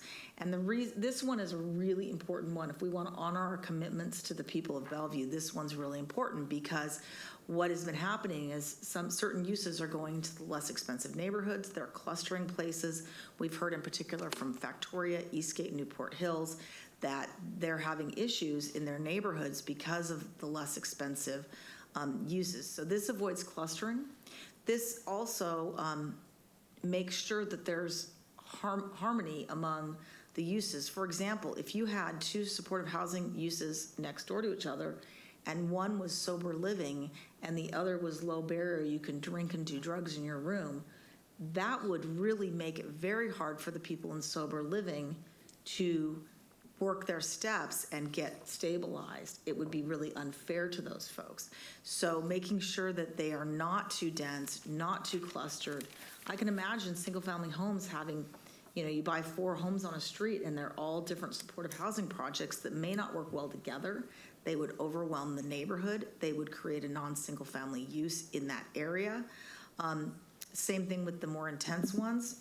This still leaves plenty of land, plenty of space to serve the people of Bellevue who need these uses and make sure that it fits in better with the zoning, and make sure that the people who are living in these residences are really more part of the fabric of the community instead of in a clustered place where you have multiple shelter type and supportive housing facilities.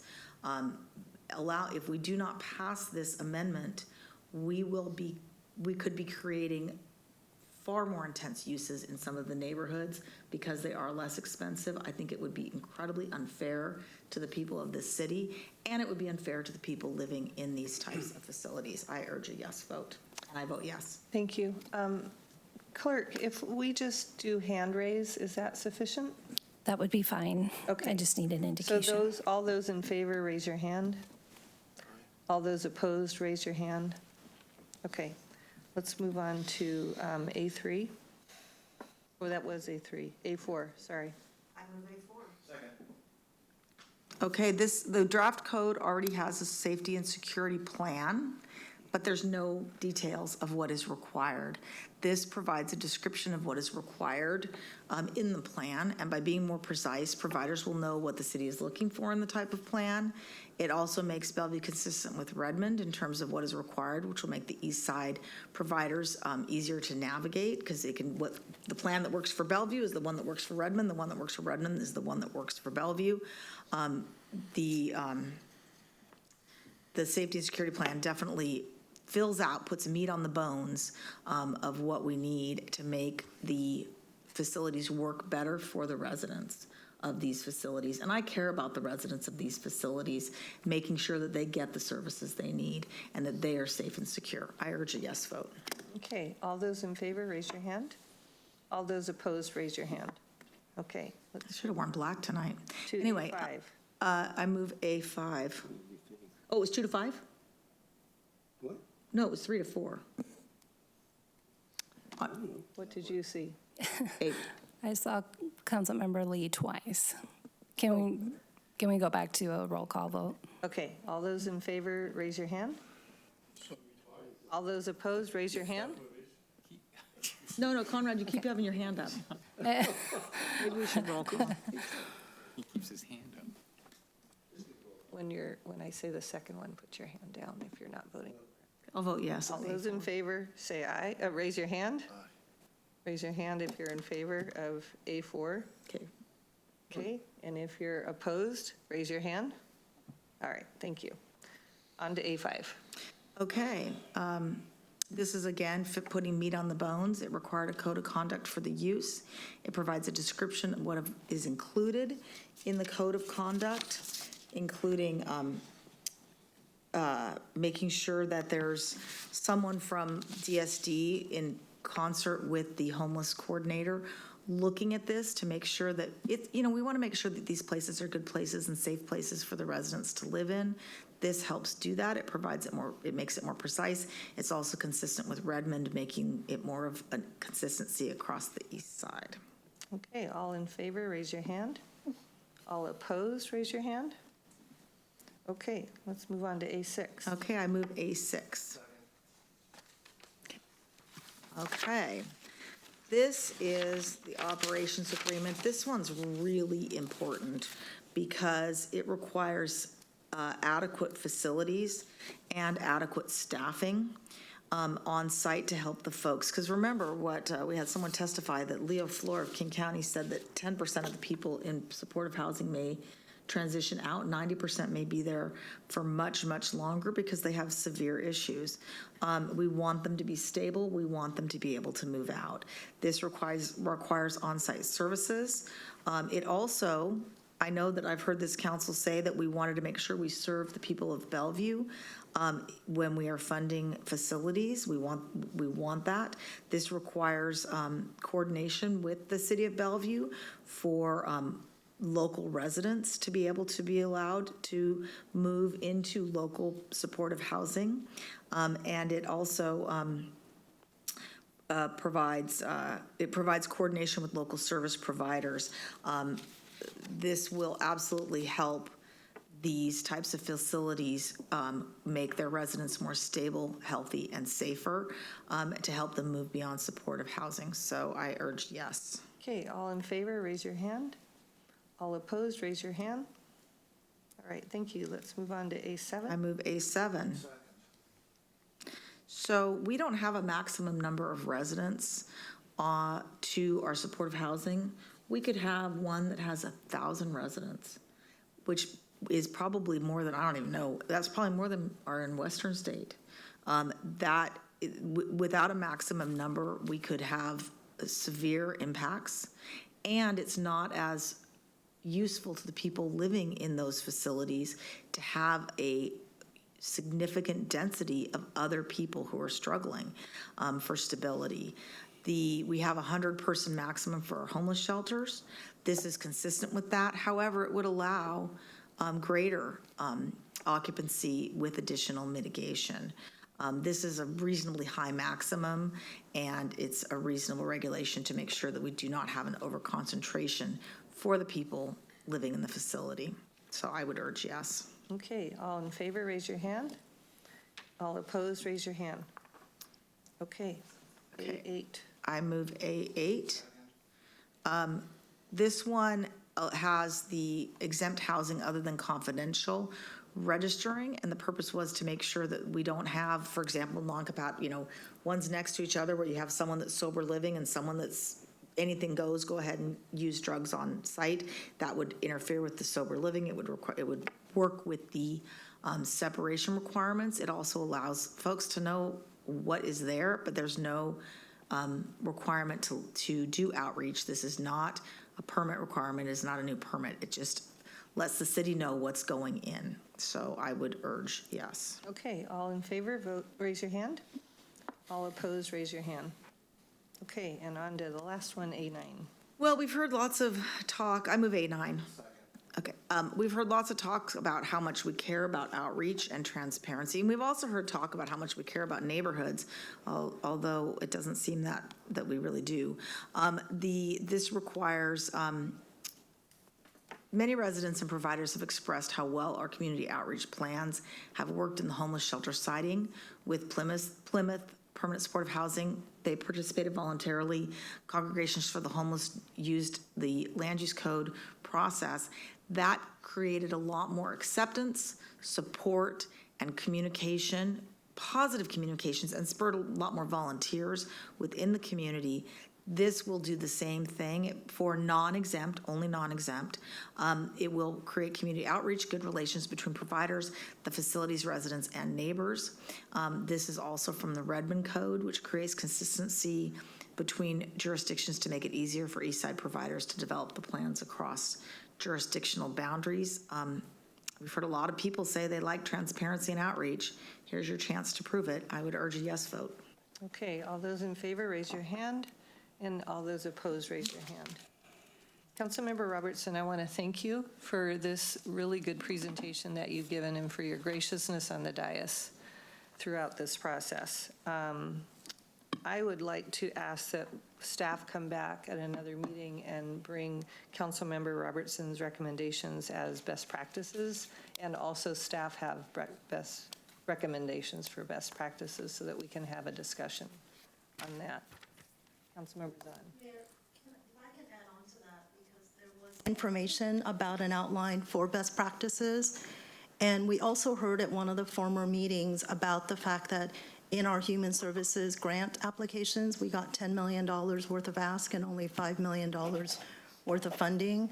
So when we talk about neighborhood outreach, best practices, adequate funding and resources, I think that as we look at our upcoming budget, we should be seeing if there's a way to look at making sure that we have resources and funding for the very things that Councilmember Robertson's talking about, baking into land use code versus making sure that our best practices have the most opportunity for success with funding. So that's another consideration for discussion. So we heard the recommendation. I'm looking to the staff too to make sure that you understand what the recommendation or what the ask is. I get a head nod. My understanding is that you would like us to bring back the best practices guide that we have been working on with community development and provide you with that so you can see the direction that we've gone. We've received direction throughout these meetings from council about some of the expectations that I think you all have, so I hope you'll be pleased with what we bring back. And Councilmember Zahn, I need probably a little more clarification, but I understand that you're hoping that we could eventually, provide some support for some of these providers with their communication. Yeah, so let me be more clear. When I look at the outline that's in our packet on best practices, there is work from our staff to work with providers, whether they're currently here or future ones. So I want to make sure that within our budget, we have sufficient resources to be able to do that level of outreach and communication, help them with best practices. And then on the grant side, a lot of the providers are actually ones that request funding from the city as well. And if there is not adequate funding, then we should talk about what it would take to provide adequate funding so they can provide the kind of services that I believe that all of the council members and the community very much care about. And I'm not sure that we're there yet, so that's the ask. Yes, Deputy Mayor. Well, it might be for staff, but it's not clear to me. We just voted down as a body 9 amendments with minimum best practices and standards, but yet now we want to bring back and look at best practices? Well, I have no idea what we're talking about. okay, so we were talking about requirements versus recommendations. Best practices are recommendations. These amendments are requirements. That's the difference. Any other comments or questions? Yes. Councilmember Stowe. Well, I've never gone through something like this. I appreciate the discussion of the alternative ways to go to this, but we just skipped over any discussion of why we, the 4 people who voted for this, believe this was the best way to go. And a number of things were said tonight, and are written down that are absolutely overblown or off target, and it makes me feel it's unfortunate we have to say no to something that we could have had some discussion. I wish we had. And I didn't think we would have it. You'll have a chance for discussion when we vote for the full amendment, when we decide on what our amendment will be that we're voting on, and we'll all have a chance to talk about why we're voting for that particular thing. Well, it wasn't late. I appreciate I don't mean that. the amendment, I mean the motion, sorry. What's on the table is the Planning Commission's proposal, and whatever we decide to either modify or not, at the end, we can talk about why we do not support that. But right now, we're just discussing individual amendments, and we are on to Councilmember Barksdale's too. I thought we were going to vote on this and then, We already did. I mean, we took each one individually. okay. And we decided no on all of them in a 3-4 vote. I was told. So we will move on to Councilmember Barksdale's amendments. Thank you, Mayor. We'll take them individually. You can speak, but then you can offer each one individually. All right. Can I provide introductory remarks to either option? Yep. Okay. So overall, as I mentioned during the last time this was on the agenda, the intent here is to remove the CUP process. We had talked about it previously as a council in a different context as it being onerous or arduous in terms of a process. And then also wanting to remove the stigmatization that comes with transient versus non-transient housing. And in addition to that, just acknowledging that, especially if emergency housing is a rapid rehousing strategy, sometimes shorter stay might be better in terms of someone being able to find housing stability, whether it's market rate housing or permanent supportive housing. Sooner, it's not necessarily bad, right? So I would like to move, I'll start with the first option, B1. So I move B1. Is there a second? I'll second. All right, so B1, as staff mentioned, takes emergency housing and treats it as permanent supportive housing. And the intent here is to acknowledge emergency housing as housing, which is different than emergency shelter. And so really keeping that distinction to make sure that we're treating it as housing. Okay. All those in favor, raise your hand. All opposed, raise your hand. Okay, I don't know what the numbers were because I had my head down. 4, 3 opposed. Okay. Go ahead with B2. Okay, I move B2. Oh, it was, sorry, just for clarification, I'm noting that vote as 2-5 failure. Okay. I move. Go ahead, Okay. B2. I move B2. Is there a second? I'll second. All right, go ahead. Thank you. So B2 treats emergency housing allows emergency housing where hotels and motels are allowed, but without the CUP process and without the distinction between transient and non-transient housing. So this is close to what was proposed by staff in the Planning Commission, but just removes the CUP process and the distinction. And part of the rationale here is, the type of use where hotels and motels are allowed is similar to the type of use for emergency housing. So some of the concerns that existed with having emergency housing, transient emergency housing in the neighborhoods, this removes that concern. Okay. All those in favor, raise your hand. All those opposed, raise your hand. Okay. Mayor, I did not see Councilmember Stokes raise his hand. Sorry. I was holding it up. Okay, sorry. Is that a 2-5 failure then? No, Okay. the other way. Did you support it? Or? I vote yes, I like this. Okay. Okay, thank you. So the motion on the table is, what's a better word than unadulterated? The original motion, unchanged, and it is the Planning Commission's proposal. And it has been seconded, and I would like to go and take any comments or questions from each council member. So Councilmember Robertson, would you like to make a comment? Sure. Sadly, I'm going to be voting no on the main motion. I am very disappointed that the lack of discussion about the amendments. And I think that by voting down all 9 amendments, it values the unaccountability of providers and anything goes over the best interests of the people living in the facilities and over the best interest of all the people living in Bellevue.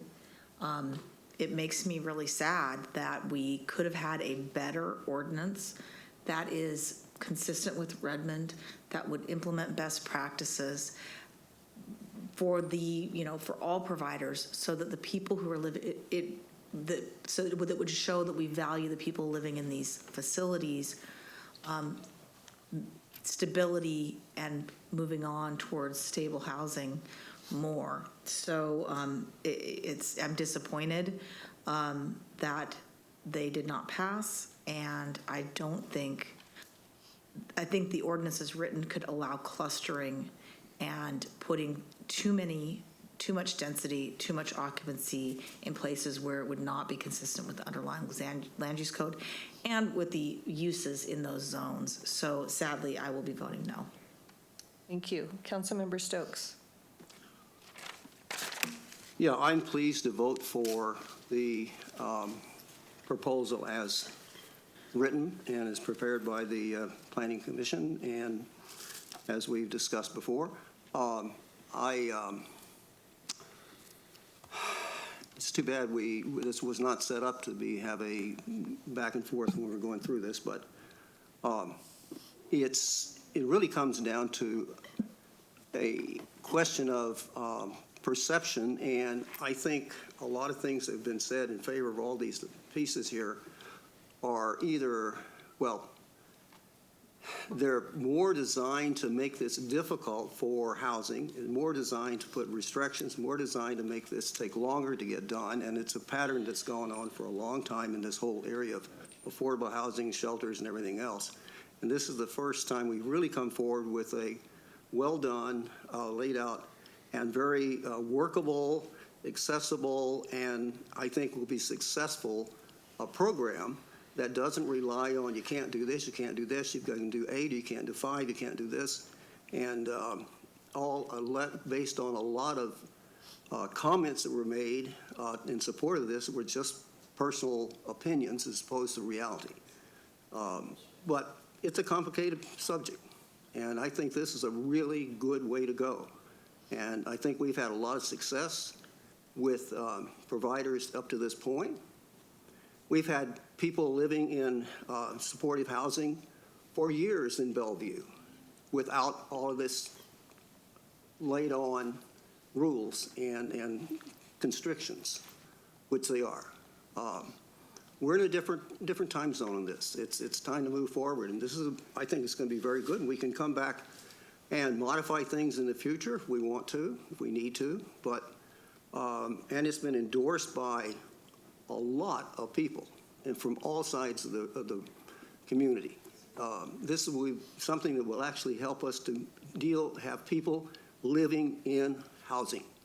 And they could be out in the streets. We don't want them in the streets. Let's put them in housing and do it now. And I think this is a very solid, rational, workable program to go for. And we'll get things done so much quicker than having to go through a lot of back and forth and artificial restraints. So I'm very pleased to move forward on this, and I think we will. This will be a change in things that's going to be very positive for us. Thank you. Thank you. Could staff put up the Parks Board recommendation as we discuss it now? Councilmember Lee.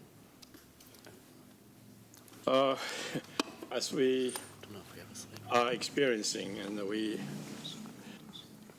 know that housing is a very, very complex issue, and it's becoming even more so. And because of that, I think the Bellevue, I'm very proud, has done a great job in providing, kudos to the mayor, very much supportive of affordable housing, and actually it's housing of all types. And beginning with our homeless shelter, and it's become a model. And we have a transitional housing, we have market rate housing, we are providing all the services, and we have addressed concerns of the public. And this is a very, very difficult subject, different issue, and that's why I've advocated, we need to really let people know, educate folks, and the public, and most of them don't really understand the complexity. And all they hear is just simple, phrases and this and that, and they heard about transitional housing, permanent housing, homeless shelter, affordable housing, whatever it is. So what we need to do is, we have done such a great thing, but sadly, as my colleague Jennifer Robertson said, we are undoing the good work that we have accomplished, and we'll continue to do so. Our affordable housing is meeting targets, and we're going to do more. We're continuing to start working on more. However, we got to get the public on board. We have to have transparency, and people have told us we have to have accountability. We have to have trust to show that we are building a relationship. And people are anxious. People want to do good things, just like we all want to. Nobody wants to see people who are not housed. We all want to do good things. But we got to do it in a way that we do it in an orderly fashion, in a way that we can be supported. Mayor mentioned the word sustainability. Absolutely. The mayor mentioned equity. Absolutely. But, we cannot just separate and sort out, single out some things that we'll do this, and then leaving everybody else there wondering, what does it mean? We got to do it. The residents and the clients, the operators, everybody has to understand what we're doing. Otherwise, if we have no expectation, there's anxiety. And we don't want to have surprises. We want to have certainty. So all these are good things. But what we have done, we are doing away with all that, just improving what we've gone through just now. So I feel very sad, just like Jennifer said, sadly, we are going through this. And the public wants to see, what we can do. We have to be accountable, show them, and we have to show progress. And I think Bellevue is doing it. But now we suddenly say, well, we can't do all these things. People say, well, what are we accountable for? We have worked very well with Congregation of Homeless. We're working well with Plymouth Housing. But now we're hearing our contractors saying, hey, we don't agree with you. Just what it is we disagree. We're asking staff, does the staff understand what we just decided? I don't know. The deputy mayor was saying, what did we do? That is not transparency. That is not giving clear expectations. And there's no certainty in what we do. How can we have certainty? We don't know what our expectation is. If we don't know our rules are, if we don't know what we expect to have. We have to make commitment, as Jennifer Robertson said, to the residents of Bellevue. And to do that, we have to let them understand. We have contracts. We have a contract with Plymouth. When we do the homeless shelter thing, we say, what is the contract? We have to do contract expectation with Congregation of Homeless. And we have done very well. They understand what it is. The public knows what it is. The resident knows what it is. As council members, I know what it is because I have to represent the public. But what we've gone through, I'm very, very sad that we are where we are. So I cannot vote for this, ordinance for the reason, what I just articulated. Thank you. So I'll take us back a little bit. Our last presentation that staff gave us was on the Planning Commission's recommendation, which is on the table right now. And I wish we had a slide that showed what it is, but apparently we don't have a way to show that. I don't believe staff have that in a slide deck. Next time we'll remember to make a slide on that. But it was just a discussion that we had for a long time, a few weeks ago. And Councilmember Robertson and Councilmember Barksdale wanted to bring amendments to that. And so they have done that tonight, and they got voted down. So it's really not as confusing as it seems, because we are back to the Planning Commission's original recommendation. I would like to clarify that I believe Plymouth Housing is permanent supportive housing and not a shelter. Congregations for the Homeless does a shelter. I think that we are in a crisis of housing and, as a result, homelessness.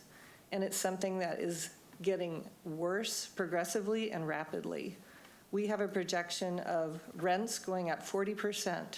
And I don't know how people are going to be able to manage that if salaries don't go up commensurately. We have to create opportunities for people to live here of all incomes.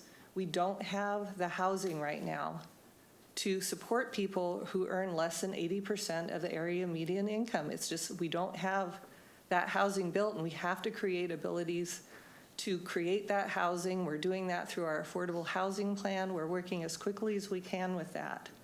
But we have people who are falling through the cracks, and the research indicates that supportive housing is the most effective way of getting people off the streets and into the services that they need. What we voted on tonight is a very thoughtful recommendation from the Planning Commission that makes it easier to do supportive housing. We did a very long process 4 years ago on what we were going to require for a homeless shelter. And we had a lot of community input, and what we decided on was a compromise. And I thought it was, it wasn't exactly what I wanted, but it was, I felt, what the community wanted. And so I am sticking with the Planning Commission's recommendation. I think they did a very thoughtful job, and I'm very eager to move forward rapidly on providing housing, whether it's for homeless people or for people who are having trouble affording the rents. In fact, that's what people who are experiencing homelessness are. They are those people. So I'm anxious to create the entire spectrum of affordabilities in our housing. Deputy Mayor. Yeah, this is a sad day. I didn't think this council would ever say that we can't get people into housing without having standards. It's as if like those two cannot no longer go together.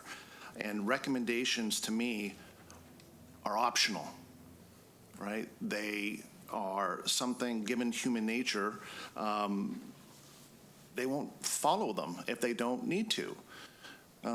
Be it individuals, corporations, nonprofit providers, if they don't have to follow it, if they don't have to do it, why would they do it? Why? Why would they go through the trouble, the expense, if there is an expense? And that's what's going to happen. So this is just for me personally, who ran to have the pleasure of sitting in this seat and represent the people of Bellevue about protecting our neighborhoods, today is a very sad day. A very sad day. Today we took a step towards going towards other cities that have absolutely no standards. And I don't understand why we're taking this approach. I really don't. And I am particularly very, very sad for those neighborhoods who are, I mean, of course it's on a sliding scale, but those neighborhoods that are a little bit more affordable than others. Because these facilities are not going to go into bridle trails or the more expensive neighborhoods around Bellevue. I can tell you right now, they're probably going into 2 or 3 neighborhoods because we, for some reason, cannot understand that there will be clustering, and there will be. So when there's 3 or 4 of these facilities on a block or on a street, if you don't think that's going to have an impact to quality of life in those neighborhoods, then I just don't know what to say, because it will. Thank you. I was sorry, I wasn't done yet. I'm sorry. Okay. So, we all claim we care about, again, about data, about performance standards, about best practices, but we're not willing to enforce it, which is so odd because we just had this huge conversation about Wilberton. We tell developers where they can build, how they can build, who can live there, the amenities they need to have. Do they have a culture hub? Do they look after mom and pop shops? Do they have a mix of retail and office? But yet we can't do that when we're looking at permanent supportive housing. I'm at a loss of words for that. We looked at 9, in my mind, common sense mitigation that would not, as Councilmember Robertson said, and I really appreciate her bringing forward these amendments, that would not provide a barrier to this type of housing. It would not slow down their ability to provide this type of housing. It was simply some minimum basic standards. Minimum. Nothing was outrageous about this at all. Nothing. So I'm very disappointed tonight. I'll be voting no. And I think our residents will, well, we all want to take care of those that are experiencing homelessness in our city. I still firmly believe there's a right way to do it and a wrong way to do it. You can be supportive and provide them with the services they need, the housing they need, but at the same time, think about our residents and think about maintaining a quality of life in our neighborhoods. And tonight, I don't think we did that. I think we fell short. I think this was a missed opportunity. Thank you. Councilmember Barksdale. So I made most of my remarks earlier, but I do echo the sentiments around the need for the type of housing that we're talking about tonight. So I'll be voting yes in support of the main motion. Councilmember Zahn. Yes, thank you. I want to thank the Planning Commission, the community, and the staff for working on this. And I agree with the mayor of going back to the previous discussions that we had about finding that balance and creating a land use code that has the pieces that are in there from the Planning Commission and then the best practices that staff are putting together. Because I believe that the land use code is one aspect of how we as a city look at how things work in the city. It isn't the only thing that we do. And, you know, earlier I heard staff, as you were introducing this, talk about Bellevue as a city that supports all community members and results in more housing types in Bellevue. And you also use the words diverse, caring, and welcoming community. We've spent a lot of hours sitting on the dais talking about more housing, more affordable housing, preventing homelessness, and creating stable housing. As the mayor said, we already have a housing and homelessness crisis. You know, we've gotten feedback into our inboxes, and there's a couple of them that I particularly just want to read out here. There's one that says, every additional home and bedroom provides a means for one more person to have a bed and a pathway to stability. And then someone else wrote in that this is about people having a home. And at home, we feel safe, we're able to rest, we gather around for dinner with family and friends, and we build lifelong memories. This is part of our community, the permanent supportive housing. And I would urge my fellow council members and city manager to really dig deep to look at, in addition to best practices, how we can increase the funding to be able to make sure that from an accountability standpoint, we have the kind of supportive services that are going to be provided for the permanent supportive housing.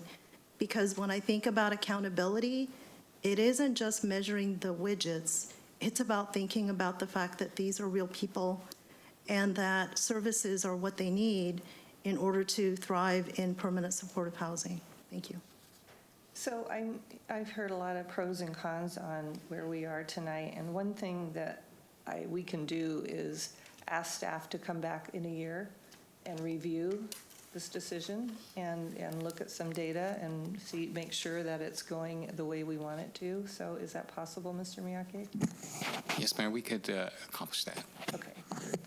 With that, all those in favor, do you want to give the motion again, just for clarity? Oh, certainly, Mayor. Thank you.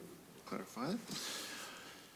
I move to adopt Ordinance 6672 as drafted, amending sections of the Land Use Code and adding a new section to establish regulations for permanent supportive housing, transitional housing, emergency housing, and emergency shelter.